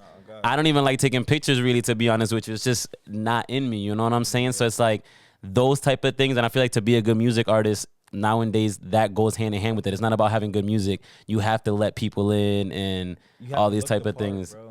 And like, there's some rappers, bro, right now in the industry, bro, that, like, this dude, I listen to La Russell. You listen to him? Mm-hmm. La Russell, probably one of the best. And he's self art. Like, he not signed to no label or not in our industry, nothing. Right. And you look at him, you be like, this nigga suck. But then you look at fucking 6ix9ine, or you look at somebody crazy, and they be like, yo, it's because he looks apart. And he got the fast cars and he had the jewelry. And half that shit, these motherfuckers don't even realize it's fake. Facts. And that was always, as I'm saying, that stuff always ate at me, bro. I could never play the part. Like I said, I love having fans. I love people recognizing me. You'll never get over that feeling. But the whole thought of fame almost gave me, like, anxiety and shit, too. The fact of, it happens to me nowadays. Like, I'm not saying I'm not even popping like that, but I could be in the gym. I could be wherever. And there could just be one motherfucker that recognizes me. And that motherfucker will be staring at me the whole time in the gym for a minute, but won't really say nothing maybe till the end, or won't ever cut. So, like, those type of things I can never get used to. It's like, motherfucker, if you're gonna say what's up to me, say it. If not, I'm feeling super weird that I'm catching you and you. So I can never get used to, like, the whole fan thing, the whole people knowing me and I didn't know them, who has what intention. Like, there's a lot of things that kind of, so I was like, I learned that now that I'm like, I just feel like. For sure. That's why I say I'll pick like, You know what I'm saying? I real life pick wealth, financial wealth, and the money out of the industry than Oh, me too. than the fame. That's why I say nowadays, as I reinvent myself and get into other things, and you know what I'm saying, like it's definitely more of like a. I still say to this day, my motto now is like, my goal is still to be a millionaire, bro. I still want to be a millionaire. I still want to leave something for my kids. I still want, you know what I'm saying, like that doesn't change. It just hasn't necessarily be as being an artist. You know what I'm saying? So it's like you don't need to do all that shit, because then it gives people an excuse to be in your fucking business. all right, yeah, and I can never get used to that. That's what I say. Even now, it's like, man, I don't need motherfuckers in my business. You can lead it. I don't need the blue check either. right? Yeah, no, exactly. It's like those things all become more and more meaningless to you as you get older and wiser and realize that and see through the bullshit. You know what I'm saying? None of that, bro. Just give me the ball, give me my money. Nah, that's a fact. So like, yeah, to end it off, so what's next for you, bro? Like I said, we were just talking before we got on air, and you said some interesting stuff, like that you got the whole LA thing talk and everything. So like, I know that you said that you're actually gonna go back and play now another year and everything like that. So like, what's in the future plans right now? So the future plans for me is like right now, I'm trying to really figure out where I want to go, what country I want to play in. I kind of want to build some like stability, Right. of a life, like right. So whether it's I plan on buying a house or a rental property, you know what I'm saying, within the next year or so. And that's another reason why I got that job, because I just want more money. Right. You know what I mean? To do all that stuff. And then ultimately just, you know, either try to play in the G or right now, this my goal, like if I could pick it and I can have it just for the summer, the next 5 months. I'll be going to LA. I'm gonna create some opportunities for myself. Get on the summer league team, and then hopefully be able to get an invitation to the G League draft or G League combine. And at that point, then whatever happens. And then if not, I want to go back. I'm gonna go back overseas. I'm gonna play. Like I'm playing for the next 10 years. So word. And speak a little bit on what you were telling me about the whole speaking thing you're about to do and everything like that. So you're about to go out to LA. I'm going to LA. I'm on my team, TGL training team, and doing a personal development conference. There's gonna be a lot of NBA teams out there. I mean, not teams, coaches, not coaches, NBA trainers and stuff like that. Affiliates, people that definitely have pull in them. Tim Martin's Dwayne Wade's like #1 man. He does all his bling lang shit. On the phone with him every day. One of the top trainers in Belgium, which will put me on in Europe if I get a connection with them. There's a lot of people that's going to be there. But biggest name probably Phil Handy. He's the Lakers assistant coach, skills trainer. So and you're going out there like is it like a player development conference? So like I'll be there networking, but my trainer will be there. He put it together. Him and another one of my trainers, and they're speaking. There's gonna be 8 speakers, and some of those guys I mentioned are the speakers. Mike G, he's Drew Holiday's trainer. He trains Drew Holiday, Rajon Rondo. A lot of those guys, they'll be there. We have like a dinner. We're going to Mamba Academy, like all that shit. So, that's fire. Yeah. So it's lit. It's up, and I'm leaving tomorrow. So, just trying to create some opportunities for myself. You know what I mean? Just honestly, like even if I don't, like this is an opportunity in itself. I'm gonna be around people that are in my industry. Right. High level people in my industry that played or coached or trained a lot of the high level players that I look up to. So at that point, I'm just trying to get my foot in the door. That's super dope, bro. And like I said, as a person that, like I said, grew up around you, knows you, everything, definitely sky's the limit for you, bro. Like I said, because like I said, I've seen some of the behind the scenes work and everything like that, and I definitely know you have the work ethic, you have a good head on your shoulders, you have the tunnel vision. So sky's the limit, bro. Like I said, I'm rooting for you. Like I said, to get them championships overseas, score all the points. Like I said, get to definitely the level you want to get to, and I definitely see it's possible, bro. Like I said, you definitely have all the bases for it, so I definitely wish you the best. I definitely appreciate you, like I said, and I know you have a tight schedule, so I definitely appreciate you taking the time out to even stop by and show me love and do this for sure, bro. That's right. Yo, let me ask you a question though before we leave. No, of course. All right, smooth. All right, so my biggest question, my question to you is, what are you gonna do in the next, I would say, next 12 months, next year, to change your life and your kids' lives? That's a good one. Well, I mean, my thing is now, so like I said, I grew up, or when I was really doing music, it was more in an era like of stick to one thing. You get what I'm saying? Like if you're an artist, bro, that's what you do, all this. Now, with times changing, I've learned that that's definitely not the case. You could definitely dip and dabble. They definitely say that the average millionaire or successful person has like 7 different ways of income and everything. So it's more of me finding myself in the different things I like to do. So like now I definitely, like I said, feel like I get off more on the creating things. I feel like I definitely enjoy the behind the scenes part of things more. Word. I feel like I enjoy the problem solver part of it. So it's like, I feel like all the behind the scenes shit is literally problem solving. Like whenever you're doing videos, photo shoots, whatever, damn, I need this prop, how do I get it? Damn, I want this to come out this way, how do I do it? The artist isn't feeling comfortable, or I'm missing this, or this just canceled, how do I start? Like these are the things that I really want to focus on. So that's why I've taken on a couple of things, like I said, with the podcasting, with the camera thing. Honestly, like I said, I definitely, my goal is definitely to find a way to be, I'm not gonna say I know exactly how I'm gonna do it yet, but my goal is definitely just to find a way to be stable too in like the behind the scenes thing, whether it is in this podcast, whether it is with the camera, whether it is, like I said, I've been showing myself a lot these last couple of years. So I've definitely gotten a lot into like stocks and shit and learning that type of thing. Okay. So I'm definitely in the next year trying to level up everything I'm doing now. Like I said, I know it's a slow process. It's something that, like I said, I don't know I don't have exactly mapped out, but yeah, no, my goal is definitely with the things that I'm doing now, the behind the things that I'm doing, keep growing and find a way to stabilize it all where I can create that wealth where I could literally pass it on to my kids and stuff like that. This maybe not be a 12-month goal, but my ultimate goal for whatever reason is, I don't know, I feel it inside of me. Like I really want to do like, I don't know if I'm wording it right, but I definitely want to do like almost like a media complex, bro. Like for some reason I keep getting him. I definitely want to, in the next year for sure, I definitely want to do the same thing. I definitely want to get into like properties and stuff like that. Is something big I've been studying a lot and want to get into. I want to buy a couple multifamily homes and stuff like that. And then the ultimate goal would be try to maybe get a commercial like building and try to, I don't know, like I said, just put all the skills that I've been able to master in a way in the years of my life and see how I can give back. You know what I'm saying? Whether, like I said, that's opening music studios where you can record at, studios where you can take photos and do videos at, do podcasts at.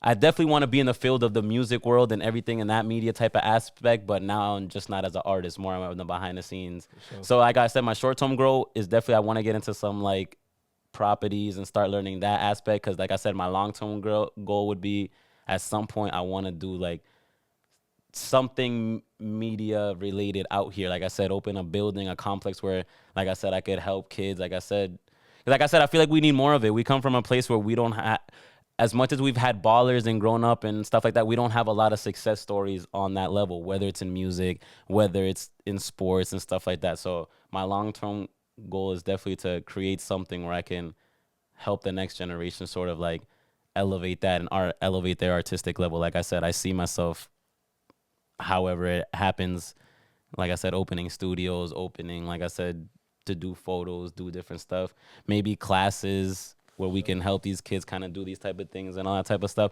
So it definitely still involves the music and the media and everything like that, but now it's just a different look on it, you know what I'm saying?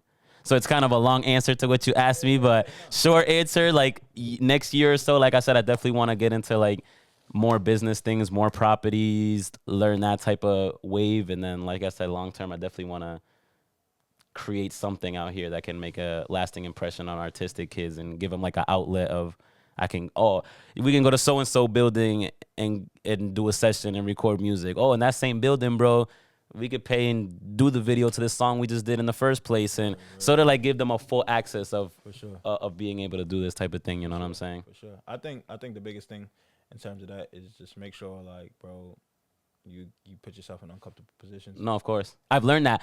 I'm definitely a procrastinator. I can be lazy at times. I've learned that my best work is in those uncomfortable positions with like my back against the wall. I have to do that. That's what you got to do, man. Like, and that's where we're from, bro. We used to it. You know? Right. And don't forget it. Like, that's what it is. Like, use that. No, that's a fact. I feel big things coming for both of us, bro. Like I said, when you're just a good person, genuine person, ain't no hate in your heart, you want to see people do good, you want to support, give back, it's like, how do you lose? I've always been a firm believer in you definitely get back what you put out, and you know what I'm saying? You definitely receive that. Definitely. So, like, now, like I said, man, this has been another episode of Socially Distanced Podcast. Look out for that.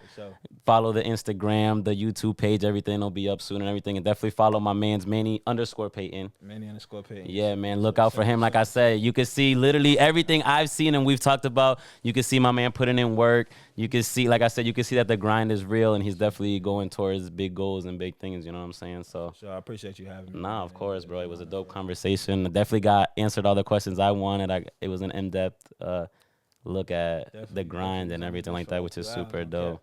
Yeah, but it don't even feel like that sometimes. That's what I'm saying. Honestly, just catching up. That's what it was. No, that's a fact. That's a fact. And I'm dope that other people got to see it too and kind of learn about you. But yeah, it's another episode, man. Look out. We'll be back soon. You already know, bro. Yeah, that's a fact, bro. Appreciate you.